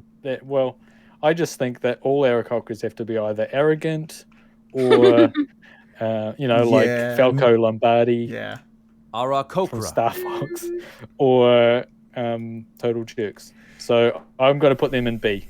There we go. All right, B, fine. All right. That was intense. That was. We can't get. I don't know how I feel about that. What's an ASMR? Good question. We need to actually figure out what those are. Are they like? Okay. Like. They're descended from elemental? Celestial. They're descended from humans with a touch of the power of Mount Celestia. They're the opposite of tieflings, aren't they? Yeah, that's right. Okay, so I believe so, right? They're similar placed to in the humans. world to serve as guardians of law and good. Their patrons expect them to strike at evil, lead by example, and further the cause of justice. Okay, I'm getting some Mary Sue vibes from these. Carl's Zone is saying Aasimir are boss, so they're loving them. Who's going pro for the The Asimir. Okay, we need to cycle around. I'll be the mediator this time. I'll be anti. Okay. So I'm stuck with saying that SMR are cool. Yeah. Look, if you can't, that's fine. We can just chuck them in the F rank. I don't know. We need to know What, a in little the bit. air fryer? F rank, F tier. Oh, F rank. Yeah. Put them in the air fryer. That's what you do with a fucking That's the Aarakocra. trend. That's how you get them nice and crispy, but not too fatty. Just a little bit about them. They get dark vision. They have celestial resistance. So Who doesn't? They've got resistance against necrotic and radiant damage. They get healing hands just by being one, and they know the light cantrip just straight away, no matter what their class. Okay. All right. So you're negging the Asimar dragon. Yeah, I'm negging him, and I say, Give us a con. I say more like ass. Am I right? Okay. Con Yeah, sounds like with- ass. With Got TikTok it. tights. That's a good thing. Okay, so sounds like ass could also be a pro. Okay, these ones are going to be cocky. They're just going to be so annoying to be around because Holier than thou. way That's a holier good than thing. thou. They're going to be That's cocky. so true. You can't They're just gonna be say holy. you can't just take the things I say are negative and say no, they're good. Yeah, that's a good Watch me. thing. That's a good one. Oh, they leave the Gonna be toilet seat up. assertive. It's great. Assertive. I'm gonna need a more specific than that. Okay, I'm going to say they're so boring as a class that none of us had heard of it before. That's how boring they are. Well, you ever heard of angels? Yeah, but that's not what we're playing as here, is it? They're angels. They're half human, half angel. Well, then they're not angels. They're half, and that's Yeah. makes them so they've got they're like angels but lame. I'm getting a lot of cons on my list, but not many pros. Hey, well, look. Here's my pros. Look, I'm very good at negging. Is the problem? Assertive. SMRs starts with A. Assertive. We're gonna do one of those. Okay. What are they called? What are they called? Webster's dictionary defines. Another A. Angelic. Angels. They are like angels. Pro. S for sexy. Oh, they can't all be Yes. sexy. We've already talked They They about are, that. though. They Aaron all Cochrane. come from sexy land in the sky.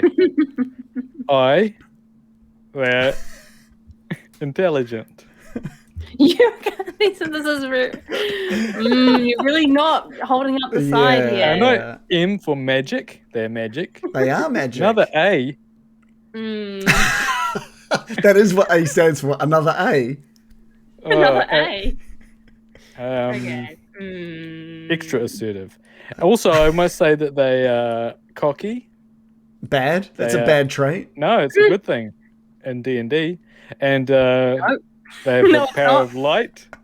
They are Power holy. of light. That is the first pro I've heard from you. Yeah, and that's Power not of And light. they can heal you just like by touching you. They are OP. They're powerful OPness. Are you just reading the same things you've written? Oh no, this is the okay. You have changed it to ASMR. Okay. Oh no. No, it's not just the same ones as the Aarakocra. I would say They can fly. They've got too many limbs. Here's the thing, right? Okay. I think that D they, rank. D gonna play easy. like a cleric, right? These are right up there. But if you're going to play an edgelord, you're going to do a tiefling. So I'd say these are the opposite of edgelordy. These are just like powerful magic people. No, but you know what people are going to do? They're going to be like, Yeah. I'm playing a fallen Asimar because I get kicked out of heaven. Or they'll just I hide in be. the corner of the bar. Or they'll just be like super goody the whole time. If anyone does anything even remotely negative, they'll just judge you for it. And be like, my gods will judge you for this and fuck off. D rank. I'm gonna say. Oh, you didn't put it. We didn't. Probably- Can you drag the guy into the list, or am I just not Yeah, seeing you it? can drag. No, I so it's can. probably an S. But I don't S think rank. you guys see it. Come Okay, so on. let's just to sum up. I've got pro sounds like assertive. They are like angels. Sexy. Yeah. Power of light, not edgelord. Yeah, not In edgelords. summary. Yeah. Con sounds like ass. Yeah. Holier than thou. Mm. Asamahu. I've never heard of them. None of us had knew Angels, what it but was. lame Yeah. and Hey, that's judgy. just because you're ignorant doesn't mean it's bad for them. Asamahu. I feel like Reagan put towards some stronger cons Garman. because he was very aggressive. Garman says play them as full-on Jehovah's Witnesses, which again, Yes. D rank. What are we doing? No, they would have a bicycle, Oh, wait a minute. Okay, wait a minute. a little black tie, Yeah. white shirt. I think what we're gaining from this is that it really is what you make of it, but they are cool. They are cool looking. Power of Light is a pro. I'm going to give them a B Dark rank. Vision. B. B. We Yep. can't. Come on, they're Hey, way look, worse than the Aarakocra. Why? Why? SMRs can fly as well, right? These ones can't, so that instantly puts it above them.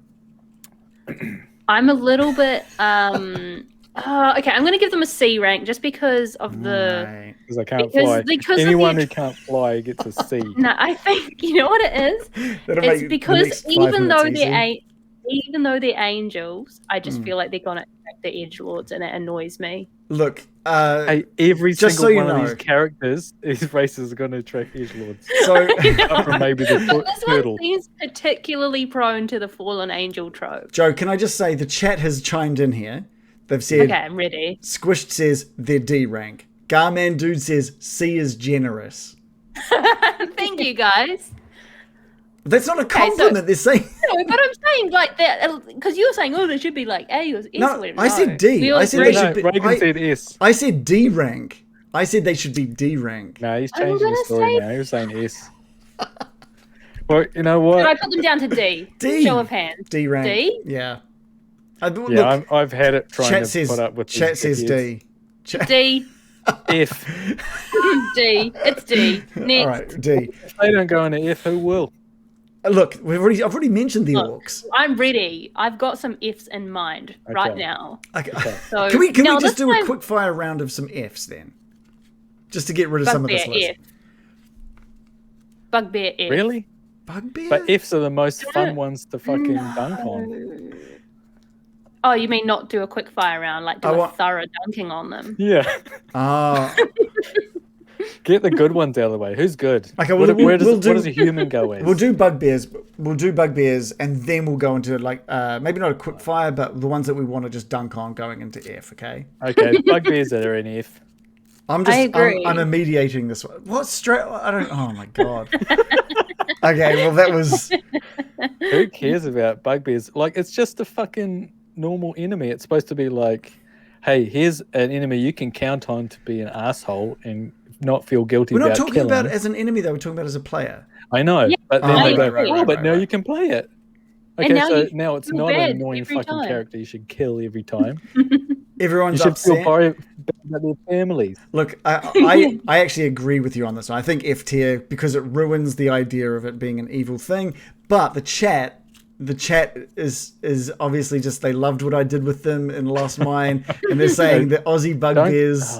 Don't think about them as Australian guys. Yeah, Come think on. of them as if someone else did bugbears. And they they were just- enemies as well. No, They but- weren't playable. Yeah. What yeah. was good about the Aussie bugbears is that you love to hate them, but you don't want that guy in your party that like, love to hate. Yeah. Yeah. Yeah. Okay. F Chewing tier on a is bone or F tier something. for playable, but Okay. a good enemy. Yeah. Good yeah. great enemy. Yeah. We should be able to have fucking enemies that don't all of a sudden Yeah. playable characters. Yeah. Yeah. I agree. Centaur. Who's playing as a centaur? Where are we putting this in? I'll put it in there. Centaur. I don't think we're seeing the same one, so I'm just. Oh, aren't we? No, Oh, I don't think mine updates for you guys. Does it? Does it? Yeah, I'm not. No. I'm not seeing any movement Yeah, around. So it's fine. just I can imagine it. yeah. Centaur is next. that ass. Centaur is a tricky one. Are we doing a mediation or are we doing a quick fire? Okay. What for me? They just like they're just garbage. They're like, why even put it in this game? They're not. I don't know. They're not D&D. Really? You're going that low? I Are we think doing that they're quick cool. fire or not? So the best way to do quickfire is if we all agree on just like instant Fs or Okay. instant S's, I guess. But I reckon they're quite cool. Everyone I in would the put chat them- is like thumbs down for Centaur. Hey, centaurs go way back. They're like from Greek Could you mythology. imagine having one in your party though? They're like, hey, all right, let's take this. Let's everyone sit down for lunch. Like, oh, not the Centaur, because he can't. Fucking... So you're basing playability on sitting down for lunch. What game are you playing? Let's sit down for lunch. Oh, you can't even sit at a table. What? Get out of my fantasy game. You constantly can't sit down walking around with their feed basket around their neck. They got arms. They're another one where they got extra arms. They're not No a way. fucking horse. No way are they going to be not just a stealthy. horse. They're not going to be stealthy with their hooves. I feel like Centaur is a thumbs down for me, and I'll tell you why. Yeah. So many situations are now awkward. Like, it's not the elephant in the room, it's the centaur in the room. Yeah. And it's like, how can we not acknowledge that? You're trying to sneak around, clippity-clop, clippity-clop, everything's ruined forever. I don't know. Just I agree. It depends on what your stealth is. How do they wear pants? They don't. Oh, so we're rating everyone on their pants wearing ability. That's true. But if they don't wear pants, that's disturbing on its own, isn't Big it? horse cocks flopping around while you're trying to like kill dragons and stuff. You don't need to see that. Well, you don't want to become, okay, armor. I don't want to become best friends. I don't want to become best friends with someone whose butthole I can see like every day. Well, that's on you, man.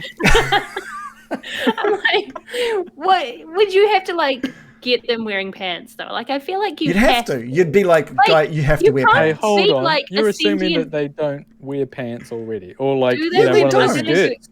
The skirts. Let's Google D&D Centaur. If you look at and like see a what the knight's official horse, art looks We like. get to Are they that- wearing pants? We get to that argument of how would a horse wear pants anyway? Would it be These guys aren't wearing pants. yeah. They're No, wearing little look capes. at a knight's horse. It's not covered. I think what Larp Kiwi said something great. He said, horses run minutes after birth, but baby humans can't hold their heads up. Think about it. True. For like 16 Is that a years. pro? Just like this soft little baby that can't do shit running around with these horse legs. No, and if you roll from birth, Now I get it. you'd be stomping babies. yeah, that's I thought you were... Immediately. No, that none of the official arts are not wearing pants. okay. I'm going to place it. That alone is F tier for Okay, me. look, I'm going to put it in an F. Whoa. I'm gonna. Hold on. They're not wearing pants. They don't wear pants and they can't sit down for lunch. You are I don't like judging any them of on this. human pants wearing abilities. No, I'm all- public decency. I don't want to see it if you can talk to me. Hey, listen. Like, remember in One Piece they got that horse lady Yeah. that could run really fast? Yeah. That's a centaur. Did you see her butthole? Yeah, and look how quickly they got rid of her because she was garbage. No, you can't It was compare it fast. to like Speedy. D&D is supposed to be kind of realistic, and you're just introducing so many social problems by running Can you Look at all these imagine, characters and like- you're saying they're supposed to be realistic. Imagine a centaur helping Frodo up the. Nah, it's not happening. Part of the fellowship. They would have You'd got there never- way quicker. But You- look, they're not. I just can't stress enough how much they're not wearing pants is upsetting. yeah, F tier. I'm sorry, I can't look at you in the eye and then you walk Look, off I can and put it I up- see your butthole and dick. Oh, because you know, also, my God. if you got in an argument with one of them, right, and they turn to walk away, they just lift their tail, you just see your butthole straight away. They wouldn't, no. So it's either F or E. That is a pro. It's an F. So Everyone agrees. everyone's saying F, dude. It's an F. Unless they specify that they're wearing pants at all times. And even then it's only a D. Or E. E tier. F tier for sure. The chat Centaur. agrees. The chat knows. Yeah. Sorry, centaurs. Centaur. Unbelievable. Garman says he's a bit surprised it's even a debate. So I agree. Changeling. I think centaurs should be enemies. Well, they are in change- Greek mythology, aren't they? Exactly. Exactly. Okay, so what's a changeling? So You're a fae of some kind? someone's asked in the chat, have I got a problem watching a horse in the eye and watching it walking away? Well, it depends on the eye. I don't want to see, like, if it's a centaur, if it's someone I've just gotten an argument with, I don't want to see their buttholes as they walk away. I don't want to see anyone I have a conversation with. I don't want to see their butthole on the daily. On the daily. Just constantly. Oof. And Look, this is a horse, right? It is wearing, this is a knight. Imagine that there was not a No, head. we're past Was not a this. horse's head. No, you're still talking about his butthole. Like, imagine if you got rid of the horse's This head is- and you put the knight's body where the head was. You cannot see a butthole. It is dressed. It is a sapient being that can dress itself but and it's- have armor. How would it dress itself? It needs help, dude. You'd have to help get it into its clothing every And- day. All armor needs help. and it's not wearing undies. You know you're going to see that thing swinging around in battle. No, thank you. No, thank you. Okay, we've got some strong results for changeling straight away, and honestly, great argument, because a changeling can just shift their forms without with a thought. They can just go bam and just change. They could be a giant butthole, or they could be a big swinging dick in battle. Carl Zone says, pick a character and stick with it. Don't change every session. F. What? So what is a changeling though? Like, remember we fought one creature or something. We fought one in the yeah. Oh no. Spiders. Was that a changeling or was that a No, that wasn't a changeling. That was a different kind of enemy. That was a schmangeling. It was one of the ones that is like it's made out of clay and stuff. What are they fucking called? Doppelganger. You fought some doppelgangers. Oh, Queen Doppelpopolis. Okay, but what is a changeling? Are they like a fairy of some kind? They're born to one of three paths. A few are raised in stable communities, which change. It doesn't really say what they're like. Where do they come from? What are they? Well, in like old stories, they replace a child in their fae, and then they replace a child in its cot, and the mother doesn't know. The child gets taken off to the fae, the fairies, and they raise this changeling that's not actually human. Wow! So is that the lore of D&D, or is it probably not? It says long ago there was a woman named Jez. She had 100 children. They were hated. Some dude showed up, a lonely traveler showed up and said, I'll protect your children if they followed my path. And he says they're going to be shunned and fed, but they'll never be destroyed. She agreed. He gave her the cloak. When she draped it over her children, their old faces melted away and they could be whoever they wanted to be. And so it remains, though the children are shunned by all, the gift of the traveler protects them all. So that's what a changeling priest, the story that a changeling priest tells. So just a human that can change its face? It's like you get a free basically disguise kit? So they're basically like a lineage that's had some supernatural bliss on them. So they're just, it's boring. But it's not boring. No, I would probably give it a D. I'd probably put it with an Asimir, I think. I'm not sure what to feel about it. Because it's kind of like just a human, but they can just change every session you play. Put it up in A with Centaur. I don't know about this one. I might even push it to C because it's like it's better than basic, a human. So. It's better than a human, but it's also not trying to be anything super special. It's just kind of like a unique little twist, which is I feel like it's a bit of a one-note idea. Well, it could be kind of fun, Yeah, it could be kind of fun. Does that mean they're like an expert? They must be an expert at disguise then. They can just go and just change perfectly. Yeah. That's pretty cool. And can they do the voice though? Or is the voice always the same? You can't duplicate the appearance of a creature you've never seen. And you can change the sound of your voice. Hair length, and you can even change your sex. So yeah, everything including your voice. I think this is actually quite cool. I don't know. Cool. I don't want to dismiss them straight out. I think that could be fun to play. I'm putting it in C. I think C. I think this is really good for like strategizing, a really good race for using strategically. But when it comes to do we need them, it's a no. But I still think they can be a C. I think a C. All right, Dragonborn. No? I don't know. It's a tricky one. I think, I'm one of those that think a Dragonborn is pretty cool. Pretty cool. Dragonborn. But they're furry adjacent, though. There is that problem. There is that. Yeah, they're very like... Do they have a cloaca, though? Yes, they do. There we go. They would. So that's a pro. They lay eggs. These are one of the ones that I read their backstory from. Like, they come from another dimension type thing, and their city like landed, and they live there.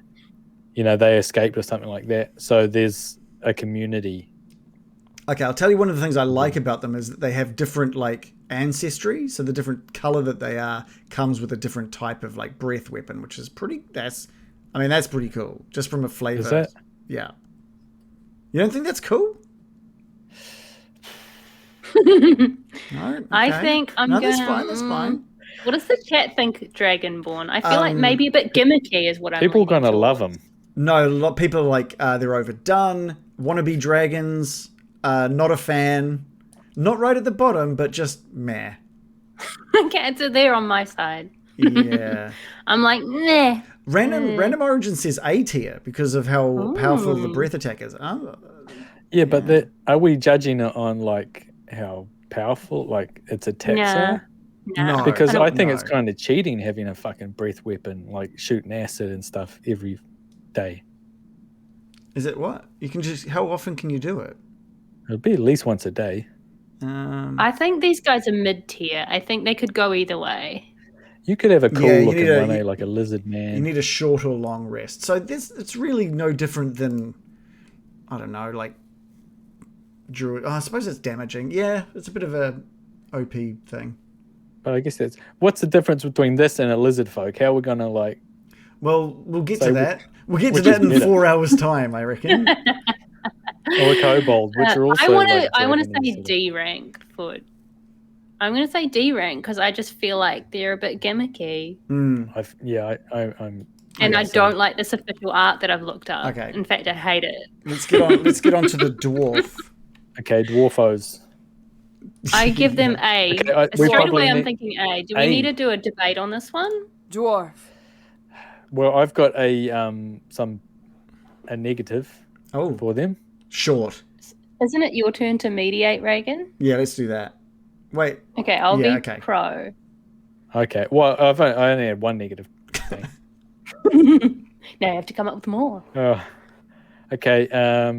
Whenever they played, someone puts on a fucking Scottish accent. Player problem, not race problem. No. So that's actually a Every pro fucking because they're a time. well-defined niche and It's fantasy Scottish. is well-established and a joy to all. Yeah. Also, Like, how do they're Scottish people chonky. feel I about like this? the squat vibe that they Yeah, that's have, good. and just It's a just the classic. fact they're a classic. They can't go Yeah. wrong. Gimli You've got is lots cool. of inspiration to draw from. They're squat, and we love that. Scottish. Hardy, and a great archetype that can be played with. I mean, I you're rest making, my case. you're making it They're sound good over very short good. distances, but not as a marathon runner. And I feel like the lore of them like being in the you can get dwarves from different places and they like mine in the earth, which is like I like that they're kind of humanistic, but not they're like different enough to be interesting. They're very greedy. But they're not too out there like a Dragonborn. Okay, I rest my case we've got again. we've got a lot of strong pros from Joe on this one. I'm gonna say Yeah. A tier. A And tier. your problem, Shannon, is that they're Scottish. Yeah. What and- say the chat? The chat's saying like maybe B or higher, and that's what I'm I would getting. say from, an A. That's what I'm getting. I'm thinking I was going to put it in A. I think it's the thing that pushes it higher than a B for me, but not quite into S, is that it's a classic and still is like something that people want. What, like to a use. centaur? Fuck the No. centaur. Centaurs go back longer than dwarves. Not in D&D, it doesn't. But not no. All right, we move on to the next we classic. Another classic here. We've got the elf. Yes. Ooh, S tier. Okay, are we If doing? an Are elf we is doing not a an S tier, debate? it is. Are we If- doing a if it's debate? not. Well, first of all, where do we all think it might be? I'm feeling around B or C, even though I play an elf. By the way, Shannon, supposedly centaurs were playable in first edition. Thank you. Damn it. And you And know what? they didn't last. They got because they're F removed. tier. Well, they're here now, aren't they? No, never in my heart. What? Elves, I don't know. I personally have a bias against elves. Elves are one of the things, when it comes to fantasy, elves are one of the things that make me hate fantasy. What? I'm kind of like B or C tier for elves, and the reason is, and I say this as playing an elf, they are very attractive Mary Sue type thing, which makes them kind of have this like, oh, they're so perfect. Also, they live forever, and also they're like really beautiful beyond belief. Really And annoying. like, and just like everyone loves how they are, and they're magic and pretty, and They're too good, aren't they? yeah, that's what makes me feel like a bit like, even though like I like them, and I even play one because I like the aspect of them being all ethereal, but I'm like, it's also a negative. I would place them like D rank. Ooh, that's What? rough. And the reason I would put them this low is because they're a classic, and I don't know how they've stayed around that long. Like, I get that they're a big part of fantasy. You're speaking madness. If an elf isn't S tier, then none of these are S tier. They are quintessential What? fantasy. Excuse I me. mean, they are. Without the elves in J.R.R. Tolkien, then there would not be like a fantasy. They bring the magic to the fantasy realms. Have you met halflings? Yeah, like they bring the lunch. So I mean, they're the conduit between you and the magical realm. They are what everyone like aspires to be for the magicalness, and sure, that can be annoying if you play it annoying, but also they are like basically immortal. They have wisdom, they have magic, all this sort of stuff. They have a beautiful forest realms. True, they do have forest realms. That actually bumps me up to a B vote. All their crafting, all the stuff, like you might not even play as one, but when you encounter one, it should be a special occasion, you know. But it isn't, because too many people play them because they're so good. Exactly. So we're not talking about like an ideal world of them. We're talking about them in the current zeitgeist. Yeah, but I would say like no, like as you're not far garbage. as I won't go fantasy that far. goes, elves are D&D. I feel In like fact, elves dragons are. No, before you even, there wasn't any like races, like classes in the first one. I'm pretty sure. Right. You just played an elf, if you wanted, or what? That was its own thing. Okay. Yeah. I don't know. I can't give it S. Now I'm going up to B tier because I think they are cool, Look, but it's just the Mary Sue-ness that brings them down a little. I'm going to place it in B because it's halfway between what Shannon wants and what I want. Oh, I've already put it in there. What does the chat say? Yeah, it's a tough one for me. Give us, throw up just a simple letter in the chat for what you think the elves should go in. But I think a way to my first character in D&D as well. Yeah, you're not playing one now. You've been playing humans for ages because I want to play like shitty characters. Can we play name something that's an S rank? Elf. Well, what did the chat say about elves? I'm just waiting for those to come in. Most of them are saying C at the moment. Okay, so someone's saying C minus. But do you think they're overexposed maybe as well? For something that's meant to be so magical, we've seen maybe too many of them. Joe, if you could give a free pass to one of these races to go straight to S, what would it be? Ooh. We're gonna go through free pass round right now. Genasi. Oh, what? I was gonna say Genasi. Genasi. Going into S rank. Yeah, I just think they're super cool, and that would be my next character. Really? Yeah. But they're very similar to an Asima. Kind of. But they don't have the angel baggage, and I like characters that have been like touched by magic, and they're like they can be created in so many creative ways. So you have elementals. Like they can either be born with like supernatural powers through like an event, or it could be like a dormant sort of genie in their lineage somewhere, and they are born with magical abilities that came down their bloodline. So many options, and they can have different elements associated with them. They're just really cool. S tier. Yes, okay. Shannon, you get a single S tier pass. Gnomes. Yeah. I was thinking about gnomes. I think they're pretty cool. Pretty great. Underrated. Yeah. But not in this tier list. Straight to the top. Because you know what? They can be strong and agile. Yeah. Just roll 18. Get an 18 on there. Right. I think my one might be a little controversial. My straight to the top. But Halfling, the classic. Really? you get that luck trait that is just like, no nat ones for me, baby. Oh, see, no, that's not part of our ranking. Yeah. What do you The mean? crunchy number, the number crunching. Yeah. That's Just meta. OP. No, Okay, well, I'll go. Okay, even if we remove that, we're going back I just to love like that they have a lot of lunch and they're short and they don't they wear shoes. pants. They Very wear cool. pants, and which they're is like great. little You don't English see men. their buttholes, do you? But that's one of my favorite things No about one wants halflings. to. They take the rings to Mordor and stuff. They're great. No, halflings, small, always good. They can be very stealthy because of their size, and are quite often teamed with the rogue as well. The halfling rogue is like a mainstay Yeah, that's I very think- generic. I think halfling for a is reason. good. For a reason. I'll Like tell you elves. what. And then plus, honestly, halflings are just nice. They're nice, Yeah, friendly I was going to folk. say that's a pro for halflings. Is like it's in their character description that they're You like will- super. Happy.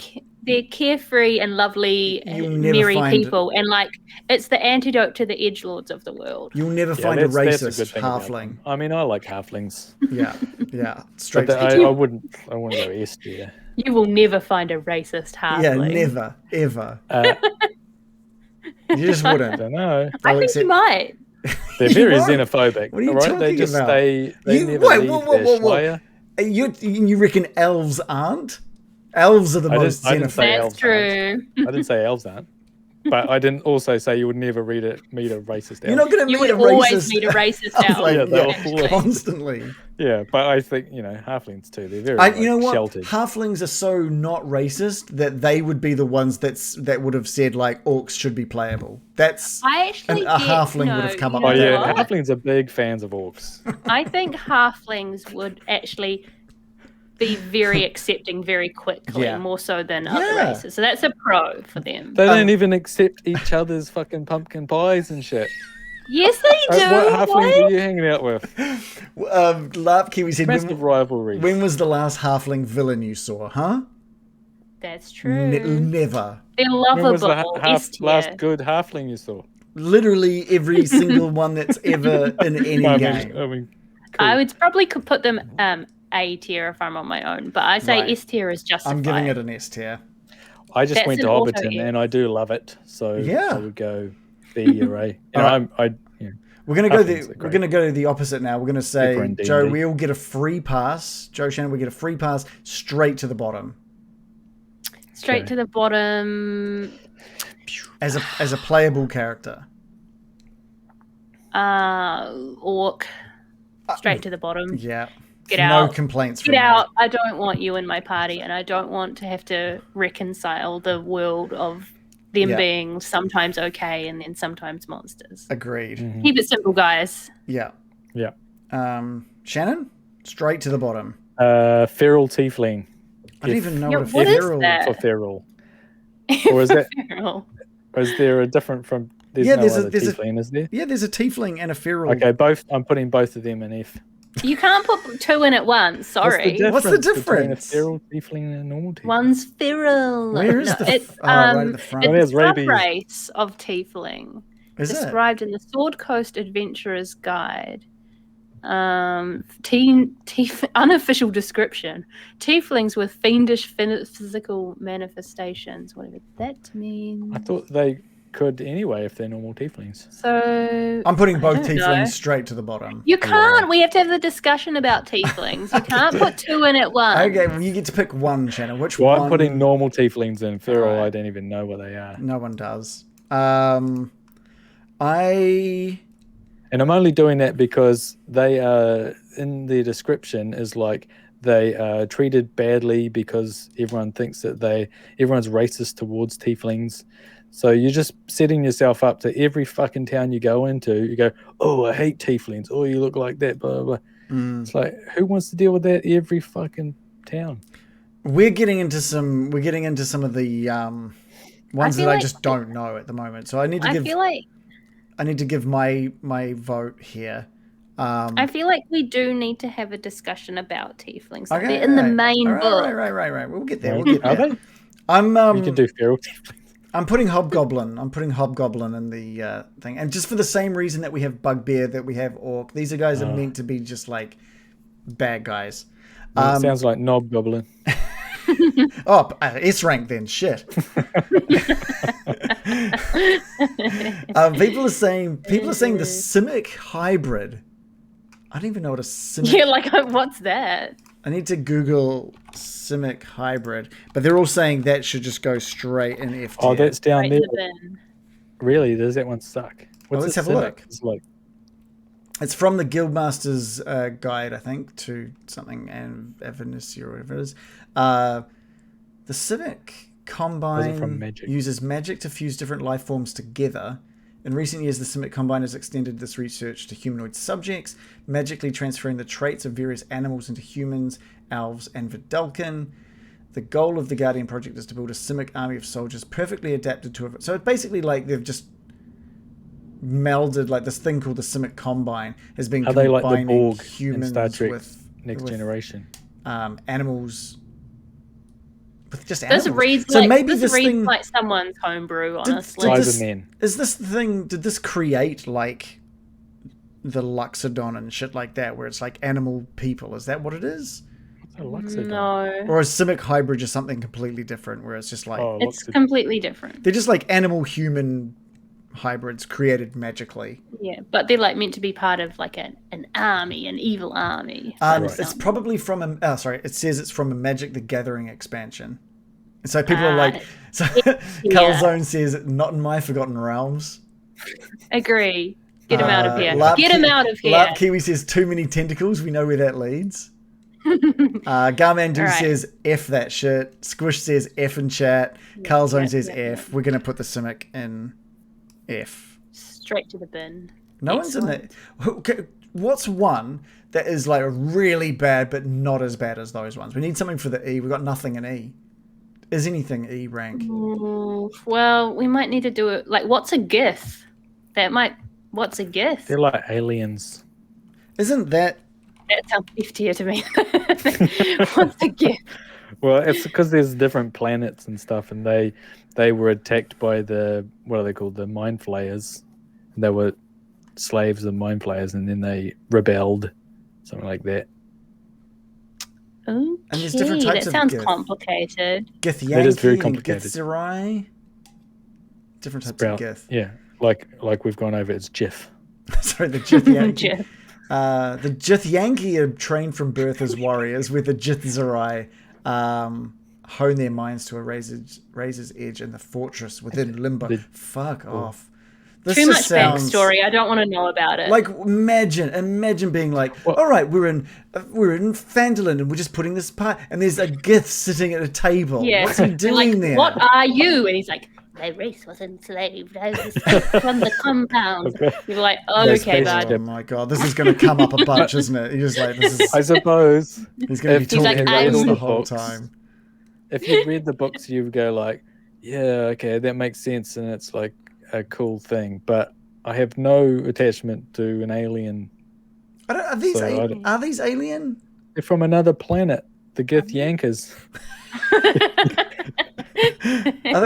What was the name of the planet? I'm trying to see. Ranging out from the titanic city of Tunarath on the astral plane. Yeah. They send raiders out to plunder the material plane. So they're from the astral plane. Okay. Never mind. F tier. Carl's saying Gith are cool. Mind Flayer hunters. They do. That's the thing, right? That's you need cool. to read the books because they hunt there's all mind those flayers. Things that makes them cool.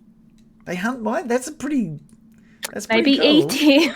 But why aren't Mind Flayers in this list? Because they're not playable. Because they're evil. But they're only evil. Fucking orc is. Well, no, they think one every 100 years, or like one every million years or something is born with its own, mind. Because you have a symbiote and then a thing attaches to it, the Mind Flayer, and takes over the brain. But then their Mind Flayers are really scared of that not working, and that keeps its own brain but has all the powers of Mind Flayer. I stopped listening. I'm sorry. And they're going to take over the Mind Flayers. Sorry. I halfway through that I realized I was just thinking something else completely. And that's the problem with the Gith. Horses' anuses. Sorry, what? I'm listening again. So yeah, what? Are we back on them again? And I was walking yeah. away. I think the That's crucial good. problem with the GIF is that unless everyone in your party has like read the lore and like is really into it, they're going to be a really awkward thing to have around. I'm going to put it That's at D. why I put them in E. Ooh. I put them in E. E. D or E is fine. I'm going to with go me. D just because they don't sound terrible. They just sound like they've got like a lot of baggage. Yeah, I A don't lot of want that baggage. noise. They're messy. Another one that people were saying is like straight to the E or F tier. We've got lizard folk and tritons. Tritons? Triton, but they're like mermaids. By the way, random said turtles, and I'm ignoring that because turtles are fucking cool, man. I feel like we've gone completely off piste here. Are we halfway there? Like we've kind of started picking random ones now. I think I'm okay with that. I'm okay with that, right? Okay, as long as you're keeping track, because I can't see anything. Yeah, I'm keeping track. I'm keeping track. Okay. All right. And the chat can see what I can see as well. So people are saying kobolds for E as well. And I feel we're going to need an explanation of what a kobold is. They're like... Well, they've changed. They're tiny little... They used to be little dog men. They used to be dog men. Now they're like associated with dragons. And they do what dragons tell them to do. And they're normally monsters. Yes. They are normally... This is one of those that's monsters. automatically a low tier thing for me. I think E is fine. As a monster. Because while they are monsters, I can understand one of these maybe being too dumb to be evil, you know? Here's a point against them. I'm seeing some thick furry art when I Google it, so that's bad. S rank. Didn't we have the there was that kobold that fucking the tried to get saved out of the zoo. That was a fucking damn. disaster. That's put me off kobolds. Okay, I'm going to go E rank for that one. I think that's fine. Okay. What was because another it one? could have potential, but it'll probably be ruined. It was. Tritons. I love mermaid Tritons type of the Siren people. Sea. Oh, look at them. So they're from the mythic mythic Odysseys of Theros. I'm going to say straight to A or S for me because mermaids are in my heart forever. What? They're like cool mermaid people. Like Mermaid Man, so they're S. So they're basically, someone said they're like Aquaman levels of cool. Yeah. Which means E or F rank. No, you have to watch the movie. That's what the chat said, not me. That's what the chat said. Joe, how have you not watched the Aquaman movie? If you're into mermaids, it's full of them. I'm not into Aquaman. You should watch it. I think if you like that stuff, you'll be like, yes, this is good. He doesn't have fins on him. These guys but it's have not just fins Aquaman in that movie. So under the D&D Beyond, for the D&D Beyond in sort of text, it says they are haughty. Not horny, but haughty. Yeah, okay. I think, I've identified a theme with things that I think are cool. Is like anything to do with like elements. I'm like, yeah, 100%. Oh, they control water. That's so cool. That is pretty cool. Oh, they're like aligned with the sea. I'm just, that's so cool. They've got fins, yeah. But they'll just. But I can also see on the flip side how you might hate them. I just imagine walking around on through the fields and stuff, just going, parched. Just so yeah, parched. Exactly. That's why another reason they're cool, because they'll be like a fish out of water, guys. Fun. Garmandu says F is for fins, so he's saying F rank. A rank. Other people are saying Tritons is E as well. It's an A rank for me, guys. What makes them so crap, chat? Is it because I just imagine they're just complaining about being thirsty the whole time? Yeah, but no.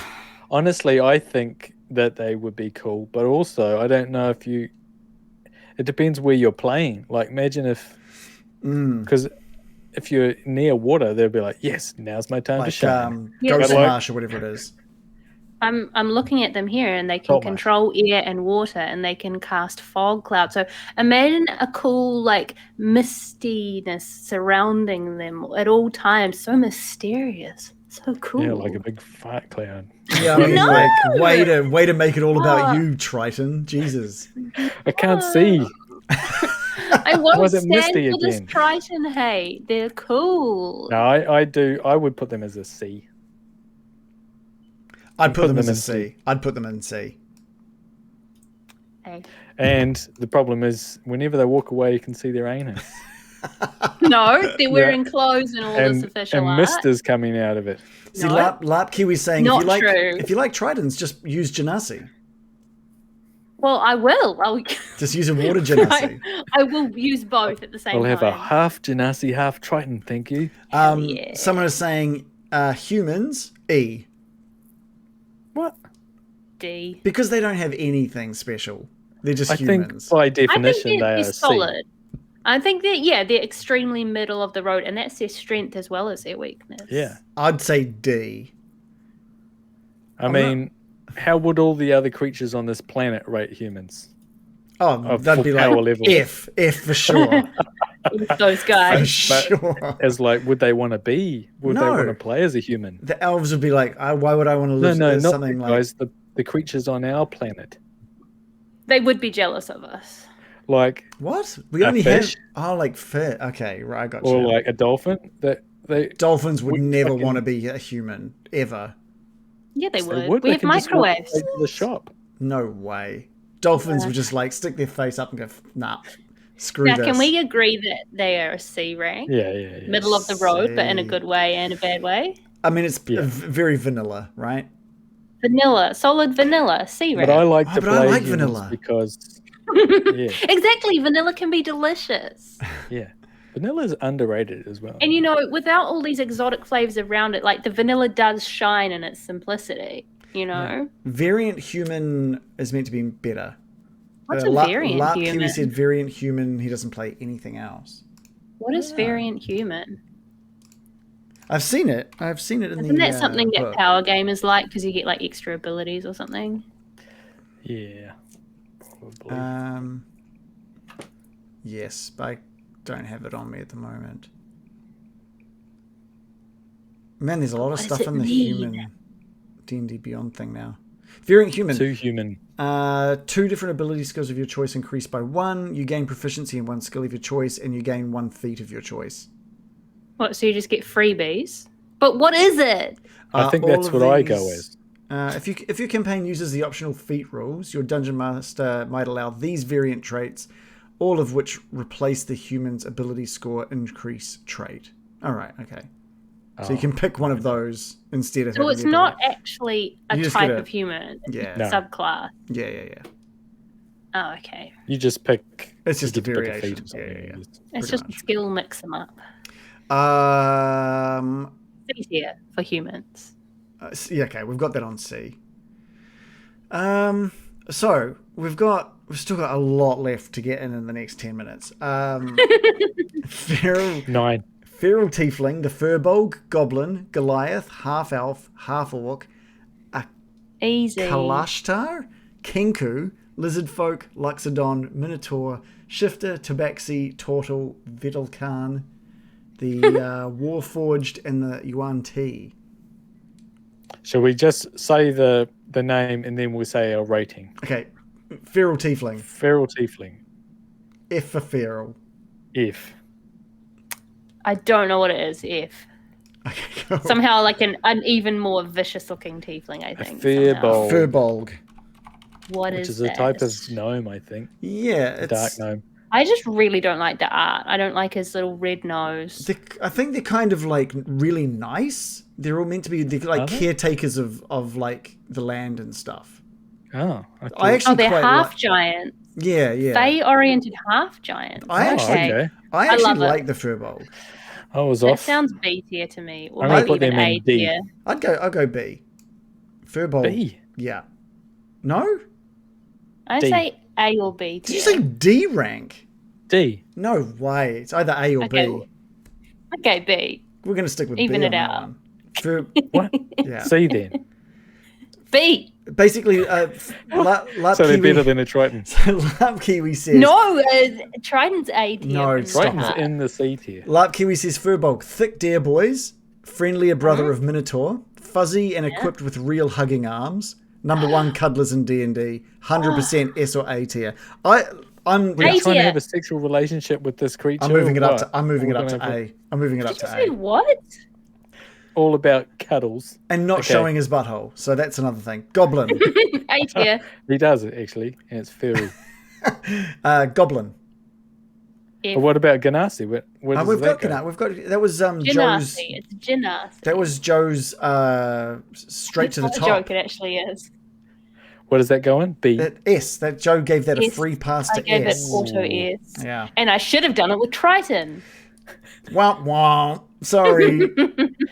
Goblin. Goblin F tier. F tier. It's another one of those enemies. I'm going to give it E. It's like, it shouldn't be, but again, I can see why. At least they have more one of them- personality than an orc, a right? little more personality. I personally, Goliath. I might even put it up to D, but I'll stick it at E since you guys said F. Goliath. That's a good one. These could be played really well. Well, I think that they are quite cool. well, they're just big, Big boys. big boys. Big warrior I like boys, that. right? Rockish. Huh? Their bodies look as if they are carved from mountain stone and give them great physical power. Yeah. Are Their they- hearts are infused with the cold regard of their I'm just- frigid realm. Better or tattoo. worse than a human? Worse. Actually, worse though, because again, it's the edgelord conundrum. Like the description is like, oh, they're just really mean. Yeah, and they got tattoo. Well, they don't have tattoos, and blah blah blah. I would say D. Oh, never get a tattoo because they have their own markings and stuff. Yeah. I would say D at the most. Joe? C. Because I like kind of So the human-y, same as flavoury Triton. people. Okay. No, Triton is A in my heart, and you know this. I'm going to go C as well. I think it's a bit Well, the better same than... as a changeling. It's kind of in the middle. I think it could be good. By the way, we had Carl Zone mentioned that a goblin would show his butthole. I agree with that one. True, I 100% Yeah. agree. But That's it would true. be on purpose. It would be absolutely... Anyway, Oh yeah, just constantly. It'd half be like elf. some beads sticking out of it or something. Half elf. half elf. Better or worse than a normal full-blooded elf? Worse. Okay. Better than a human or worse than a human? Same. I would say same. About the same. C. Okay. I was going to say better than an elf because it's got a bit of human in it to help take out some of that cockiness. No, they're always dealing with their like, oh, I'm not a real elf. Oh, people don't treat me the same. Big Cat says, be a human or an elf, make up your mind. Yeah, thank you. All right, we've gone C. We've gone C. A lot of them on C at the moment. We've got 5 on Are the there C any tier. categories that don't have anything? Everything's got something now, which is great. Well, that's good. Half orc. Now, F. F. really? Hard F. No. Is it because of how they were created? Not It's just so that, murky. but also, hey, I'm an orc, but it's an excuse to be playable, but I'll just act like an orc. Oh, see, when I played a half orc, it was like the super nice, like surfy kind of attitude. Loves everything because he was brought up. But I added backstory, right? It was like he was brought up in a thing where there was no. They didn't like being discriminated on, so they were trying to spread peace and love a bit for everything. Yeah, literally, you could say that about any of these creatures. I know, Yeah, but I don't just like surfy the version. you've got, can like- of worms. It opens up is distasteful in the extreme. It's an F from me. I don't want to I'm gonna go E because it's 'Cause like I think- if all orcs are evil.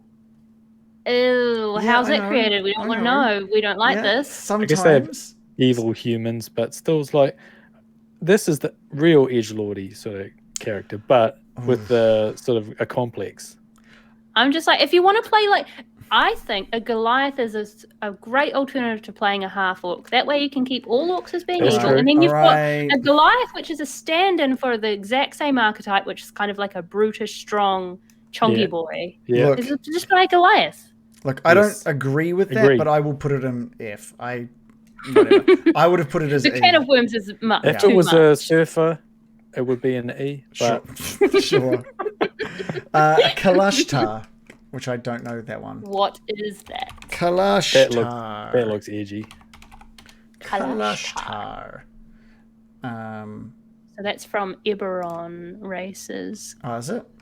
Wayfinder's Guide to Eberron. A compound race created from the union of humanity and renegade spirits from the plane of dreams. Ooh, that's kind of cool. They're often seen as wise, spiritual people with great compassion for others. See, now this sounds cooler than an elf, but it's kind of like To elves, me, but cooler. What? This sounds like a fantasy stand-in for a shamanistic archetype, is what they're trying to do. And I can even see in the art, they look kind of like Native American style. And I think that's What? like Not the one that I'm not. the one I'm seeing. They're like dressed in like leathers with sort of tribal decorations on them. On D&D Beyond, I Right, wouldn't. The image does But like not the fact look- that it's like with dreams and stuff, Sure. and they're like Do have they a have dream it says catchers? they have a noble spirit, and they have like mind link to creatures. So it's kind of like that kind of archetype of like the nature shaman. They're hunted who by works in nightmares. Yeah, that's all right. I actually quite like this. This is something I think- probably would like. They have they are resistant to psychic damage. They can speak telepathically to any creature they can see. Yeah, I think got it's message. kind of cool as Yeah. long as as long as you make it kind of. I really You like could kind of this. take it in a lot of ways. Do you get the shaman vibes from it, or is that just me? Night Random Origins, thanks for sticking around checking this out tonight, and thank you for all of your support and everything you do for us as a mod. Have a good night. This is a Kalashtar, apparently. But look at the one What? on D&D Beyond. Look at the one on This D&D is on Beyond. 5e rules. Okay, I'll have a look at the one on D&D Beyond. The one I've got is on something else. I'm just bringing that up for. I just think the concept. I'm not using it as a criticism. No, I'm just like, for oh, sure. that's interesting. It looks like they've sort of gathered together some ideas from other things I've sort of Yeah. read about. I quite like this one. This is like Are they just so they are humans blended with kind of spirit, Yeah. a spirit plane. That's kind of cool because it's like makes a human more interesting. But then it's like, why not just play a cleric or something? Wait, but are they especially associated with dreams? they are haunted by the conflicts of their otherworldly spirits. Also says they're dreamlike. They're like a They mystic. sleep, but they don't connect to the plane of dreams as other creatures do. Instead, their minds draw from the memories of their otherworldly spirit while they sleep. As such, you are immune to spells and other magical effects that require you to dream, like dream, but not to spells and other magical effects that put you to sleep, like sleep. I like them. I'd put these guys as maybe a B rank. See. I'm like, why not? It seems like it's just a human, and you could have just attached like a class to it that works like that. Why does it need to be its own race? Name a class that works like this. Like, You can't, like just because it doesn't exist. No, listen. You could be like can a make a cleric whose god is a god of dreams. The rest is just flavor. No, because I they don't know. don't have all of the other bits and pieces. That I'm this just saying. has. I'm just saying. I feel like, do we need it? I mean, No. you could say that about any of these things. Like I know, Aarakocra, I just just- have a I'm trying to human, give- but has like I'm trying to give has flight. a point. I'm, Trying to give a point counterpoint. It looks there. like it's got a Right. stand. And like, there's even like a druid subclass now that's of dreams. that's So true. just make a person that's a druid of dreams. Still wouldn't have the things that this thing has, though. I know, but it just seems like a bit much. He's fine though. We'll give him a C. Have you guys looked at the one from in D&D Beyond? That's the one I was looking at when I was saying he looks kind of like It's a he's she. influenced. What are you talking Is it about? not this one? No.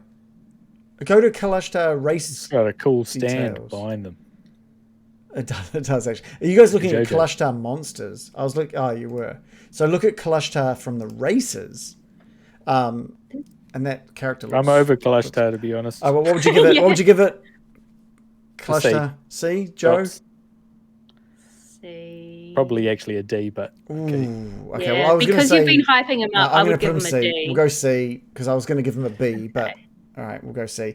Kinku, which is like the crow kind of bird creature. So that's another playable monster. Playable which monster. makes him not well, wanted. is it? Is it a monster? It is. think so. It is a monster. Is it- Yeah. Not like a tengu or something from Japanese No, history? No, no. it's from. What's the Bolo difference between this side. and that Aarakocra? Huge. They are These don't flightless? have wings. What? Oh, Yeah, that- they're like They're like crows. They're like crows with no but, wings. but Yeah. mixed with people, I guess. I kind of like the picture though. I can. It's evocative. I would go a D. Everyone's saying that, like, everyone. There's a few people saying that the Kalashtar should be higher than Elf, and I agree. But they're also saying that Elf. They're also saying that the elves are way too high on the list at B. They're saying they shouldn't be that high. Oh my god! It's a what are people contentious talking one. about? yeah.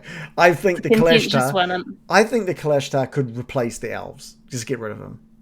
Get rid of elves. Kalashtar do nothing apart from have some dreams. No. Sacrilege. If you have a fucking nap, you're better than an elf. Get rid of the elves. Okay, so Kenku is clearly an E tier or F. Yeah, again, because I could see there being some good ones, but in general, they're a bad thing. Like, unlike orcs, the orcs should just be, like, bad. I feel like this gets It's an E. not a creature I've ever come across, so it's obviously not like a classic always bad thing. Yeah. It says, haunted by an ancient crime that robbed them of their wings, the flightless Kenku wander the world as vagabonds and burglars who live at the edge of human society. Oh, so they're like fallen Aarakocra or something. I don't know. I think maybe slightly above a tiefling. They're kind of like little street pests, I guess. They're not as tall as Aarakocra pigeons. as well. They're kind of like... They're about 5 feet tall. They would be to Aarakocra what, like, halflings are to human? I feel like E tier, they're sort of on the same level as goblins in that they could probably be a bit annoying, but kind of fun sometimes. Yeah, E. Yeah, I've gone E. I've gone E rank for that one. Because they're a kind of a pest character, you have to play them as quite annoying. And again, I'm sure there would be butthole flashing somehow. Yeah, they wear the capes and stuff, so I don't know. They look pretty well I think they do it on purpose. No, well, I see the next one, lizard folk, 100% on purpose. They would show buttholes for sure. Or cloaca. Yeah, but it would be like a fiery butthole. See, what does a lizard folk look like? Oh, this one's, okay. Only a fool looks at lizard folk and sees nothing more than scaly humanoids. I thought you were going to say looks at their buttholes. That as well. Only a fool would look at the lizard butthole. Lizard folk have more in common with iguanas or dragons than they do with humans, dwarves, or elves. Mm-hmm. They possess possibly an alien, inscrutable mindset. Cold and you're going to be the annoying. Sorry, you're going to be the annoying player in the party. I believe this is like up there with people who just people who play lizard folk. The thing you would hear from them all the time is, "It's what my character would do." Yeah. You'd be like, "What is your character doing?" That sounds like they are not, evil. They're not monsters necessarily, but they would have like a different perspective on things. Yeah, they're inscrutable. They could be good. They'd be like, "Oh, I'm a lizard man." Yeah, that's all I'd say. They'd be like, "What does your character do?" They're like, "My character looks around and blinks. He doesn't understand anything that's going on, so he does nothing. He looks for a dice rock." And you're like, "Oh, okay." I don't know. I think that they would be cunning and they would understand things. They are cunning. Watching, they're a cunning. And they'll probably they would rest on warm rocks. And then it's a pro. When it's time to do something, they would do it, but they would also not be getting, being frenetic and annoying like most of the annoying characters. That's true. Doing shit all the time. Yeah, maybe they'd be like a chill annoying character. They are known to like. You can make a special attack as a bonus action. You can make a special attack with your bite, so you can go into a feeding frenzy when you're in combat, where you can just start like biting and eating your opponents. I would feel like give them a D. Yeah, I was thinking D. I wouldn't want to play as one, but having someone who just goes, who's just like committed to just being the weirdo in your party is for some reason this has become the most appealing character. Type of. I think it's because it's like explicitly like, oh, they're not evil, but they do think differently. The other thing I'm seeing here that I like is that it says one of the quirks they can have is money is meaningless to you. So I'm like, oh, that would be fun to just be like a player who has totally different motivations, who never cares about the treasure. Okay, I've got a question. Then. Better or worse than a changeling? Probably better. So we've got the same. Probably. Let's go C then. Let's go C rank. I reckon C rank. I've changed my mind on that one. Yeah. I'm going to be a lizard folk. Lizard folk. Next time. Yeah. I feel like someone could make a lizard folk very fun, as long as you didn't make them like just super evil and annoying. Yeah, you could have one with a good sense of humor. Loxodon is the next one. Loxodon. Well, what do you think about this one? It's an elephant thing. Purely from like the concept, like, I love it. I love the idea. Instead of going with like birds or cats and stuff, they've just gone with like an elephant. an elephant character. I think that's really cool. Yes, that's definitely what they've done. But I like that. I like Instead that. of going for birds, they've gone for an elephant. But I like that because it's such a random animal to go with. Most people wouldn't pick like Is an it? elephant to go with. No, they wouldn't. I don't No? think you'd see too many of them. But No. also, it's an elephant man for some reason. So they're 7 feet tall, over Is 7 that a foot pro tall. or a con? I'm not I don't think it's a following. pro. I don't like. I'm going to have a giant trunk, and I'm going to be Oh, an that elephant bust. man. They wouldn't. You'd be like, all right, guys, into the tavern. He's like, my guy doesn't fit through the door, so he'll sit outside. Fuck. All Yeah. right. Okay. Okay, but what if I just told you I just Googled it and someone drew one with titties? You didn't think Okay, of that, did you? It's here. It's here. I'm mammalian. I suppose No, they could use their trunk I'm through gonna the window. say E tier, maybe E D tier. They can use their trunk to lift and carry heavy objects. Oh, big whoop! I'm gonna say D tier. Appreciate the imagination. wait but for pass. this. Wait for this. They can use their trunk as a snorkel. Okay. So No. who needs a Triton now? Yeah. And you can Yeah. use just use a Triton is snorkel. better. Triton is better. What about Knocks it on an D tier. elephant with fins? Mm. I would Now we're say talking. I would say an E for me. D tier for me. Appreciate the imagination, but it's a Yeah. pass. Fine. But also, I think it's a profound lack of imagination. It's just a person with an elephant head. You've swayed me down to an E. I was originally thinking like maybe B or C, but the more I thought about it, the more I'm just like, oh, it's just like an elephant. It's Baba. I like just the look of it. I just like the look of it. We'll go with E. Yeah. Minotaur. Go with just before we move on. Mm. I would suggest going as just a real elephant. Just right. Yeah, like we said, better as an NPC, and that I agree with. Never Yeah. seen player character.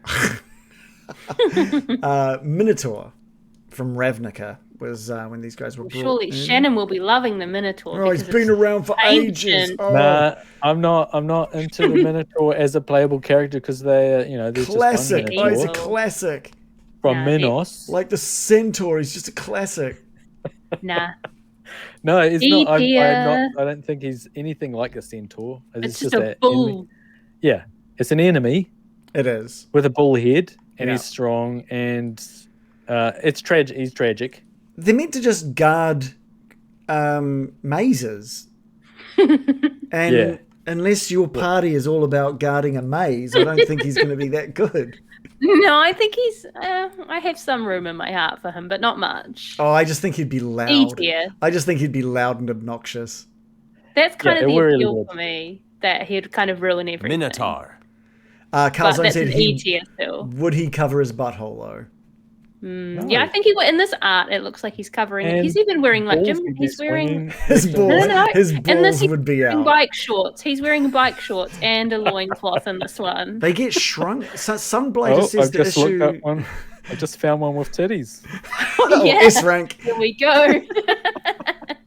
You can't put it in F tier now. Oh, we need a separate ranking system. We need which like a- just has slash titties. It's like D&D classes, but with titties, and then we can rank them. That'd be different. How good is the titty potential on this class? I don't honestly. Yeah, I'd Loxodon will be way up there. probably still F rank for the Minotaur. I don't think Minotaur You say titties E- would be very good. I think E tier for Minotaur. I for put me. it in E.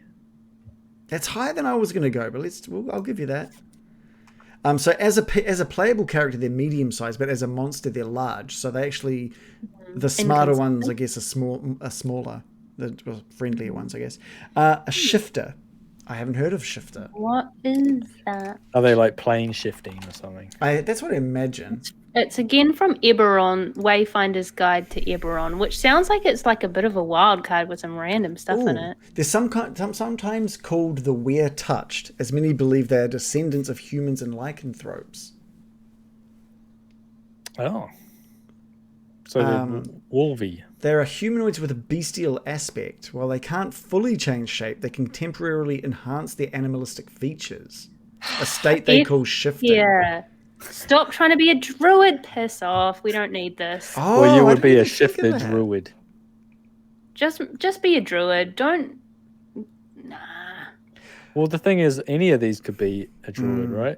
You could be a lizard druid, You're just making it more complicated than it a needs minotaur to be, guys. druid. I think It's a no from me. it's a no from me as well. I think you're right. I think but see, the thing with wild shape with a druid is you fully become the animal, whereas this being just enhances one of their abilities and maintains the ability to be themselves. Yeah, but like barbarians can do that too. They like have like totem things that make them more like animals. It's unoriginal. We already have this, guys. Just I have not paid attention to the shifter because I think it's not grabbing me. There's a bunch of different types of shifters. There's long tooth shifters, beast hide shifters, things like you love a wild shifter. hunt shifters. So what would you guys give the shifters? Probably an E. D. F because I don't need it in my life. It's a waste of my Sun- space and my mental space. Sunblight is saying it was like a way to let people play like werewolves or vampires kind of thing, not fully like good versions of those kind of creatures, which I kind of get. I kind of get that. So what are you saying? F tier, don't waste my time with concepts that don't need to be in D&D. They're not It's as already bad. covered. They're not as bad as orcs. They're not But as if bad you're going to as be orcs. like a vampire-ish sort of thing, this is a way to do it. Don't. But it's kind of edgy. I would say an E. Okay, I'll settle for E. Okay, we're getting Doesn't a need lot. to be We're getting a there. lot more in E than I thought. We originally had nothing in E, but we're getting. We've got a lot of obscure random races here. Carl Zone says F, but I would have put it as D. I To be honest, appreciate that, I think it's up. Carl I think Zone, it's up thank there you. with like the Jith. Anyway, Tabaxi. I'm glad. Well, this is the quintessential furry race, isn't it? 100%. The I only don't know Why reason. is there not a dog concept. one? The only reason this one exists is because of furries, right? I don't know. I think it has some appeal, Yeah, I but don't want to be ultimately too is a hard little on it. cringy sometimes. Ooh, we've got some different thoughts here. Squished has donated 100 bits and says S tier. S tier. Yeah. Larp Kiwi says B. And Garman says E max. Ooh, Tabaxi. controversial. Yeah. Calzone says Tabaxi, don't be gross, and it is an A. Yeah, because he thought we were going to talk about buttholes. It's a cat. That's true, but I'm seeing pants in these pictures, which is a plus for me. Yeah. They're a bit. They're definitely not. They're not like in the centaurs. bottom for Yeah. me. You can't just go on the pictures, though, guys. I'm gonna say it has You to can be make your own D or character. above.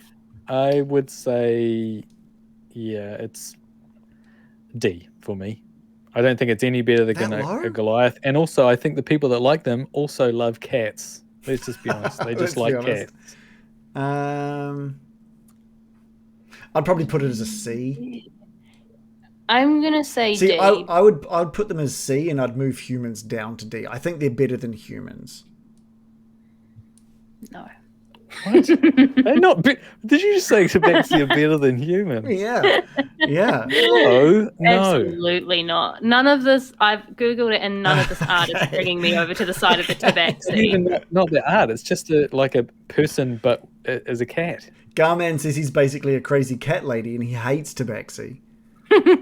All right, so Right, you guys okay. said D rank. I was going to say C, but I feel like I'm outvoted, so it's definitely D. I mean, I'm seeing one wearing like a bikini here, and I hate that. I'm Yes. moving to E. As the longer you keep this going, Okay. I know. no, the no, more we'll you move look on, at it, we'll the move worse on. it gets. Turtle.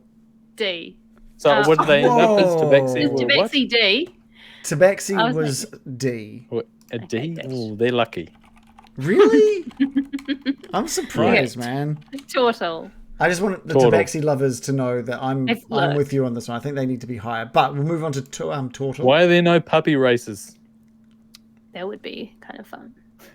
if you're gonna rank the elephant folk badly, you can't rank a turtle well. Surely. No, there's a big difference. At least, There's a big difference. the Loxodons literally look like humans wearing like an elephant mask, but the turtles, the Exactly. turtles are like it's in everything. Bit more creative. It's everything about them. I don't know much about them, but I do like Teenage Mutant Ninja Turtles big time. That's true. They're definitely better than the elephant guy. These guys are little nomads by the sounds of things. They love just walking around and checking stuff out.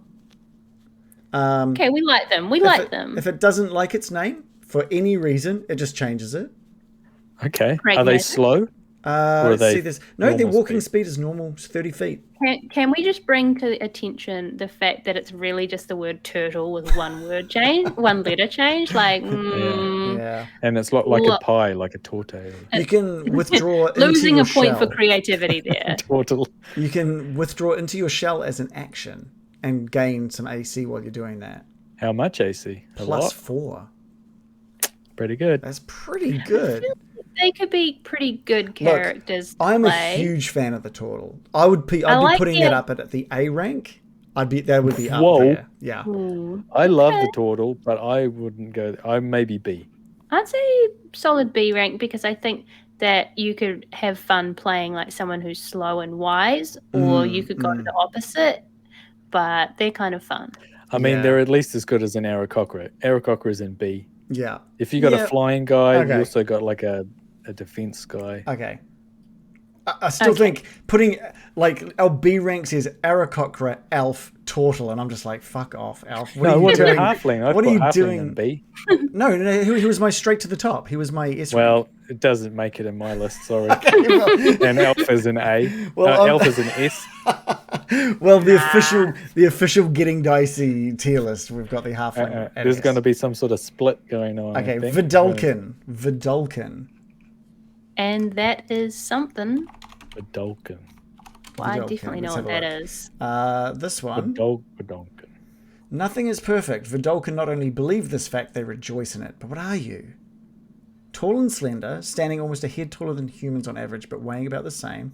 Their hairless skin comes in a range of shades of blue. I don't know what they are, though. They lack external ears. Their noses are broad and flat, and they are partly amphibious. Uh-oh. Someone hose Joe down. She's going to love the Vidalkin.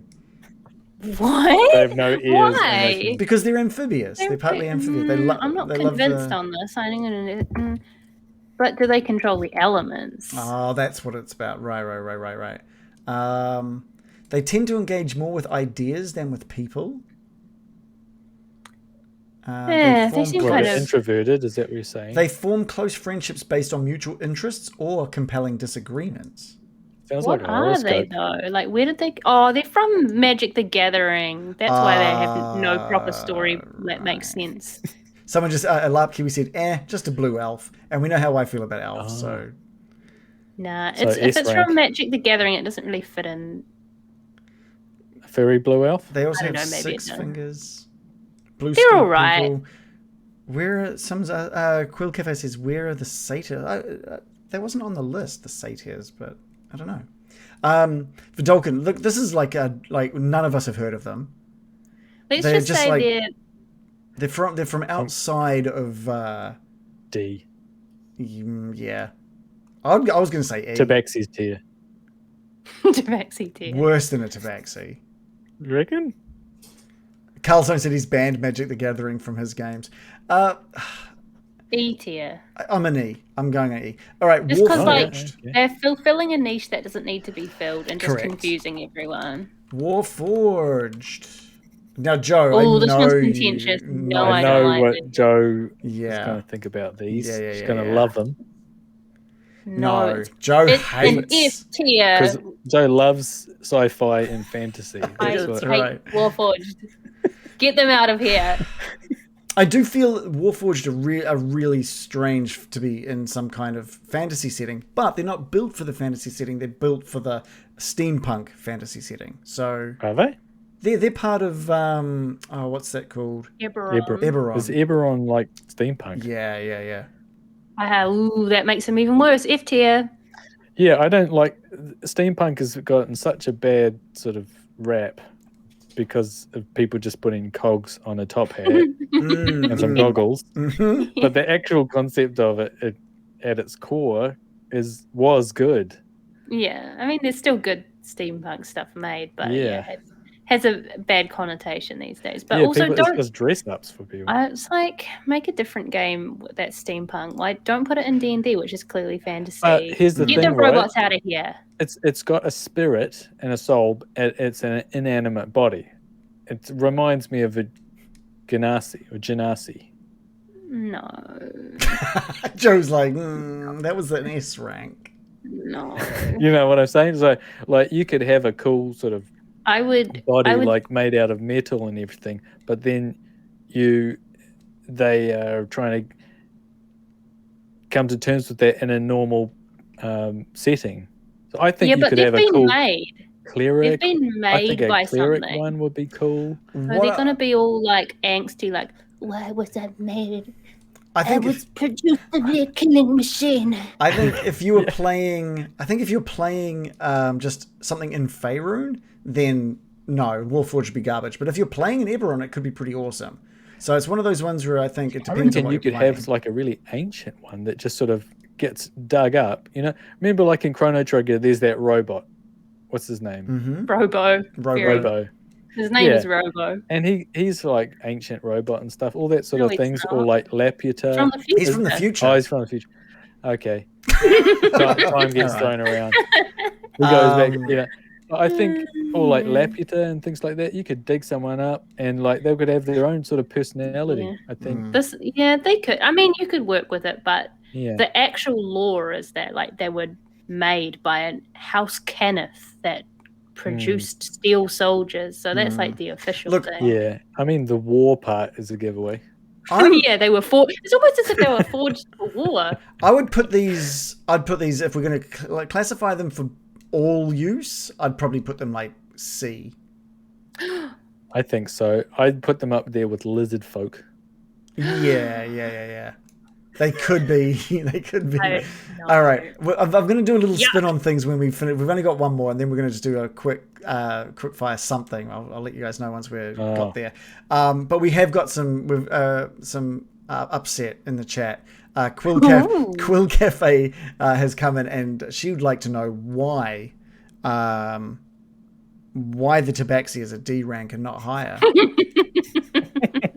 You just need to Google Tabaxi and you'll see that it's very much like, a if D you like rank. cats, sorry. Yeah, it's fine if you like cats. She did want to know where the cat haters were. Like, I wanted the Tabaxi higher than D rank. I got outvoted. We all did, but unfortunately, they cannot get any higher than that. We tried. We literally tried, and it kept going back down into that D rank. Here's the thing: Tabaxi are human size, right? Yeah.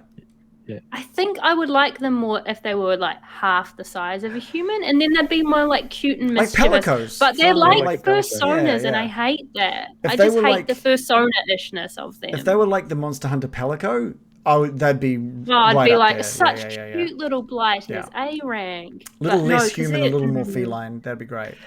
Yeah, but I mean, all you need to do is Google Tabaxi and you'll see why they're definitely a D rank. Sorry. Okay. Well, let's look at them. Let's get the. Have they got boobs? I need to find a way to like send you this picture. I'll send a picture to the chat and you can show it. Yeah. Okay, I'm gonna send it to your chat and you can show. This is what I think Tabaxis are. Okay, let's. This is what a Tabaxi is, and I can't support it. Okay, let's bring that up. Invalid dynamic link. Why did that not work? How rude. It's an invalid dynamic link. How rude. How rude. Let's try again. Oh, no. No. This is what you were voting for, people. No. That is... Okay, so it's like Puss in Boots plus like Sylvester, the cat. I don't like that one. He's got the pads on his fingers. That's what I'm saying. You can't support this, guys. Chat, what do we think of this version of the Tabaxi? I can send you so many more examples, and you're going to hate them all. I mean, the Quill Cafe says, that cat knows how to dress. I'm sending another one what through. What about a Tabaxi with titties? But I'm just bringing up, like, exactly the Pelicos. what I just sent through. Like the Pelicos, man. If they were more like the Pelicos, look at that. They're fantastic. Yeah, that would just be swell. Well, no, I just saw a cool looking one. on Okay, ArtStation. we need to finish our tier list. Yeah. Look, that last one you sent through, I get why someone might want to play as that, but it's not me. I don't want to play with that person. Oh, come on. Here's one that I thought, or did I post it? Have Here's you one that I thought was okay. Oh, man. All right, that's a heck Big of a link. link. We're getting a little bit distracted here. We're almost done. I'm ready. Reveal it to me. It's not revealing it to me. Why isn't it revealing it to me? Oh, I'll get a different link. Here we go. Oh, no, there we go. I got it. Oh, yeah. Someone's obviously got some good skill, and they've done. I just loaded the Puss in Boots one. Okay, so the question that we're getting put to us by Krill Cafe is, and it's a fair question, I don't understand how full-sized cat people aren't okay, but the full-sized bird people are. Wings, they can do more with their, like, the form, I guess. They're just more unique and less fursonery. I think they would have a different kind of. Yeah, I mean. Garman says bird people are total crap. They're not. They're beaver. If you go to that link I sent, those are the second one. Oh. Someone's obviously they've got a cool sort of tough guy one. And. Oh, there's more. Okay. One. Yeah. Oh, that one's cool. That second one's pretty cool. I know. The blue one? I don't know what's up with the third one, which is just a woman with a snake. Yeah, it's just another picture, I think. All right. It's probably a halfling. Oh, maybe. That second one's pretty cool. Yeah. I still can't condone it. The thing is that all of these characters probably could be done well, but if you're ranking them against each other, I don't think. Look, they've got to go somewhere. That unique. Just a cat. Okay. Anyway, we're on the last because one. they're cats. The Yuan T, pure blood. So, again, this is basically just an evil snake person. Oh. So this is from Volo's Guide to Monsters. It's just so a I think monster, they're originally a monster person. I've put it in. And now you can play as them. I don't think these ones have the call it? ability to show their buttholes. I think their bottom half is just all snake. Oh, is it? Well, this one has a picture of a person, and it looks like maybe the they... pure blood aren't snake people. Maybe. Are they snake people or not? You'd think that they would be. If this just has a lady brandishing a knife. That doesn't seem particularly unique. Yuan T. Let's have a look. They're not even coming up as a race for me on. They have legs. They're not snakes. So what's their deal? Got legs. Oh, the abominations have snake bodies. So purebloods have legs. So then what's their deal? They're just. Just people that identify with snakes. Well, it's like a werewolf person or something. Can Do they turn into snakes? Probably not. Do they have venom? I can't even find them on D&D Beyond as a playable thing. Here it is. They know the poison spray cantrip. I thought you said poison. And they poison can cast. can. Listen, can they spray. can cast. They can cast animal friendship an unlimited number of times, but you can only target snakes with it. Oh, here we go. Races. What they can? Is that what it says? They can cast animal friendship an unlimited number of times, but only with snakes. Oh, DM, how many snakes are in this one? There's not many. We're playing in somebody that doesn't really have 0. It's an ocean-based one. There's not many snakes out in the ocean, unfortunately. Oh man, imagine how many snake friends you could make playing as this race. There's so snakes. Good. There are, but not in the one that I'm playing. There's none. Okay. I think they're F tier because they're meant to be evil and they don't even turn into snakes. They're just kind of like snake aligned. I mean, what's the point of them if they don't turn into snakes? It's like it sounds like their society is such that has a mix of different levels of snakiness. Here we go. So role playing. Pure bloods are no level of snake. So it says here role playing a Yuan T. Yuan T are emotionless yet feel completely superior to humanoids, even though they are one, in the same way that a human can feel superior to chickens or rabbits. In a matter of fact, like completely objective way that doesn't brook any second guessing. There's only three categories. Emotionless. There's only 3 categories of creature: threat, Yuan T, or meat. F tier. Garbage. Oh, you could only Absolutely play. F. You're just the most obnoxious possible character traits to play alongside. Straight I thought to it was the just bin. a lady in a nice dress, night dress, Yeah. evening gown. But no, I'm putting it from D down to F. F tier. Because So- it's like they can only be played as super annoying Yeah, that's and horrible. mean. All Cool. right. So, Well, it could be like Spock, but I don't think they're super intelligent. So what I'm going to do, we're going to do a quick round. We'll do the same that we did before. So start with Joe, onto Shannon, then onto myself. We're going to say, Joe, you get to make one change. Whatever you want. I can't see the tier list. Can you send it to me somehow? What's the best way to send it to you? I've got the correct tier list though, if you want that. What's going to be the best way to send it to you? You can save. Have you been moving your own ones around? Yeah. No, I should have done that. Let me send it through Discord. Okay. That'll be the easiest way to show you. Cool Cafe says, I don't understand snakes being represented as evil. They're one of the most revered animals throughout the world and history. Seems odd. Yeah, I mean, it's pretty clear cut that they've just gone like, these characters just are shitty characters in regards to how they feel about others. Anyway, I've just sent it to you in Discord, Joe. It's also, snakes are scary, so they naturally make people fear them, I guess, which lends people to think of them as evil. Okay. Ooh. Since I mentioned the Discord, for anyone who is just chilling out at the moment and might want to come and chat to us about D&D and other things, I've just thrown the link up there. Garment says, the Book of Genesis probably had something to do with it. That's a good point. It's probably very religious. That's true. Religious driven. So yeah, if there's one, you get to make a change. You can move someone from anywhere to anywhere, and that's where it'll stay. I feel. Ooh, can we go one? Can we make two choices? One goes up and one goes down. If you do that, they can only go up or down one ranking. Okay. I'm gonna move Triton into B tier, so I'm going up one. I hate that you're doing that. And I'm going to move Warforged into D tier. Oh. Send me the link. I can't see. Okay, I'll send you in Discord as well. So you just have to imagine that. The Triton, I had to do it because it was such a source of contention. So you can take a look at that. Even I don't know what I think of Triton. Triton's gone up. Triton's gone up. Warforged's gone down. I don't even know you're allowed. Changed them now. You're allowed to change whatever Joe's changed as well. I can't change Joe's one. You can change one of them. You can't just reverse both. It'll stay there.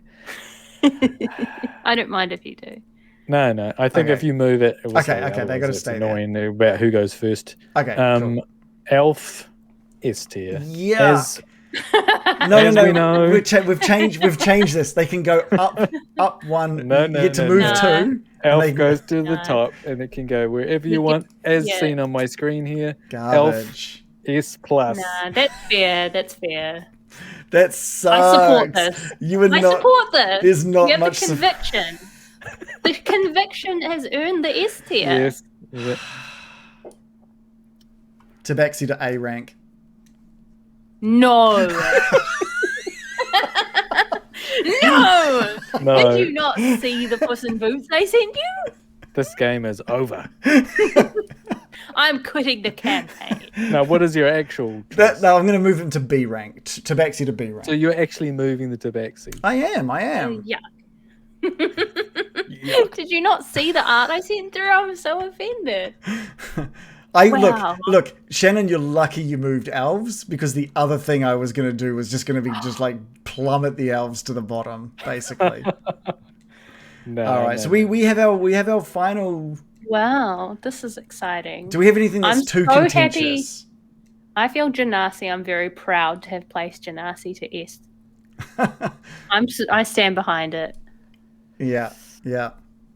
I can't believe that Furbolg is an A. Look, I'm all about that Furbolg. I think my next character is going to be a Furbolg. I think it's like a good alternative to like the orc or half orc if you want to play like a gentle orc. Just play a Furbolg. That's true. That's true. Because they're big chunky boys and they have mountain flavor, and I like that. What's your next character going to be? having gone through all of this, and the same for all the chat, like going through this and having discussed them all, what's your next character? Who's going first? We'll start with you, Yuan-Ti, pure blood. And I'm just going to dunk on everyone constantly. Be like, okay, inferior being. I despise you. You're not even part snake. Let alone all snake. I only see you as a meal or as an enemy. I reckon you could just like get rid of. Oh no, I can't. This is as playable characters. You could get rid of E and F tier. Just get rid of them as playable. Goodbye. I won't be missed. Yeah. I Right. mean, you could play a cool NPCs. Loxodon. I still say justice for Tiefling. I think they're D tier. Yeah, I mean, I was really being mean to tieflings, but because they can look cool and everything, but also it's why you want to play a tiefling. Ask yourself that. Yeah, exactly. See, I'm not saying think that they're bad races, because I think some of these would make really cool enemies or NPCs, but just not. You could have playable. cool characters in a book or whatever, as any of these. I don't know. I think Tieflings are pretty cool. Yeah, but I why think it's quite fun would someone want to play a tiefling? Because Unless- you could be finding it interesting, and you could make it so you're not the focus of everything, because you could either have like cut off your horns so people don't notice them, and you work really hard to hide the fact that you're a tiefling, and that could be interesting. And then someone finds out and they go tiefling because apparently everyone fucking hates them. Yeah, If you're but gonna go like by that lore, part, that's right. like that part of the character, and I think it's kind of fun. Yeah. So Joe, next character. What do you reckon? Probably Genasi or Triton.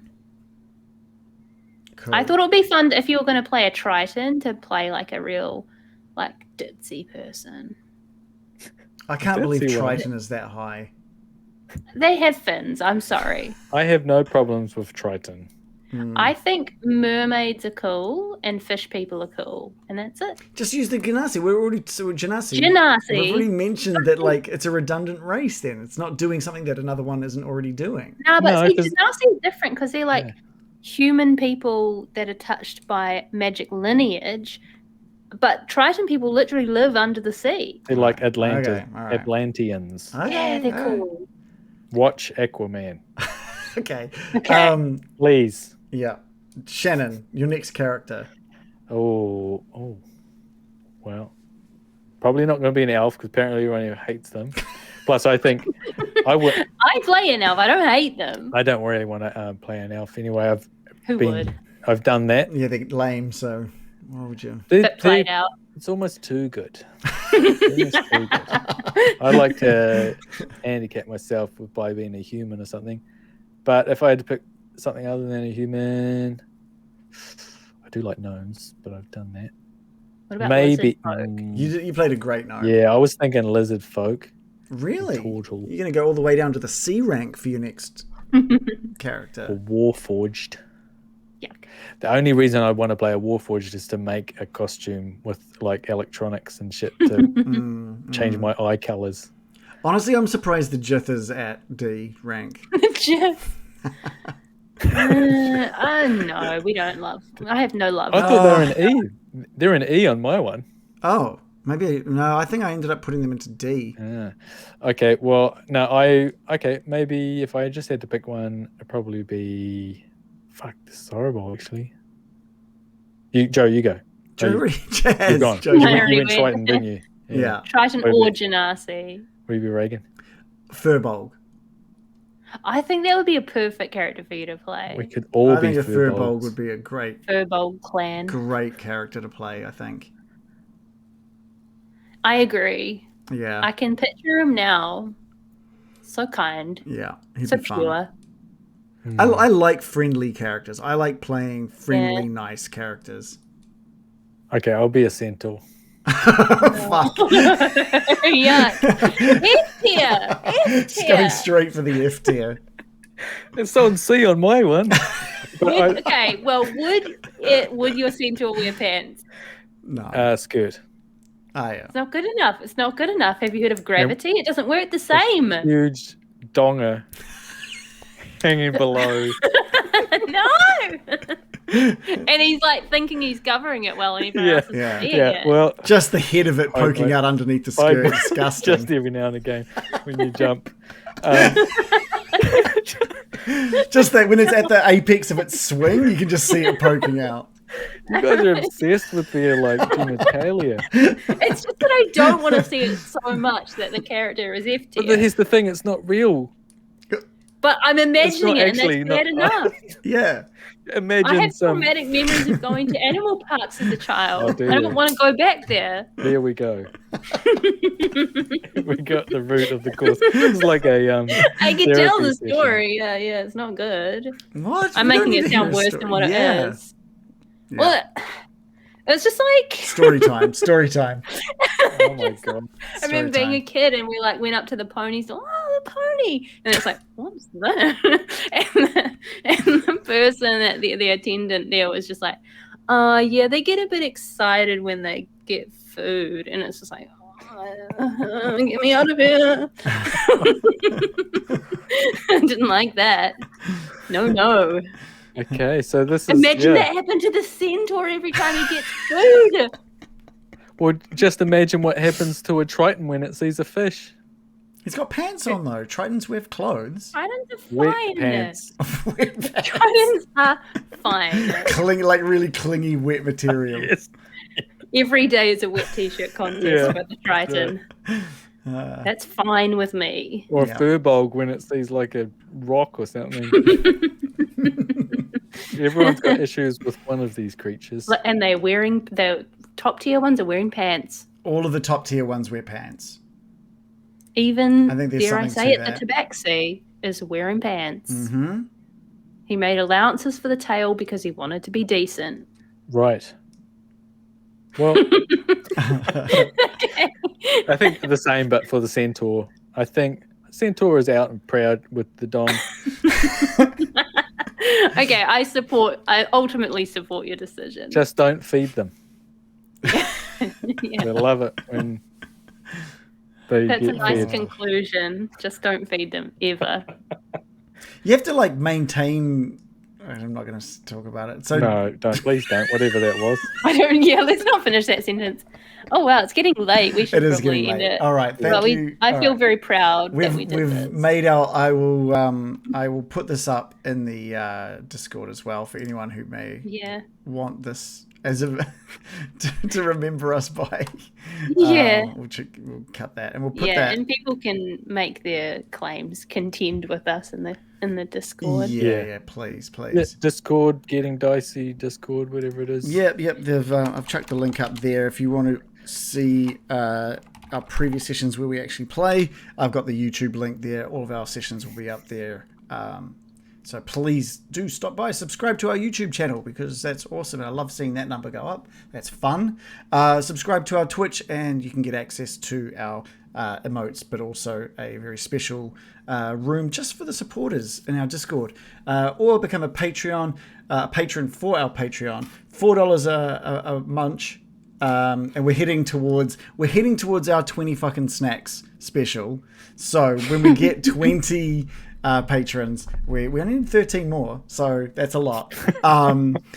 We'll do our 20 fucking snacks session. So thank you so much for watching. Thank you for stopping by, and thank you for being part of helping us figure out this ranking list.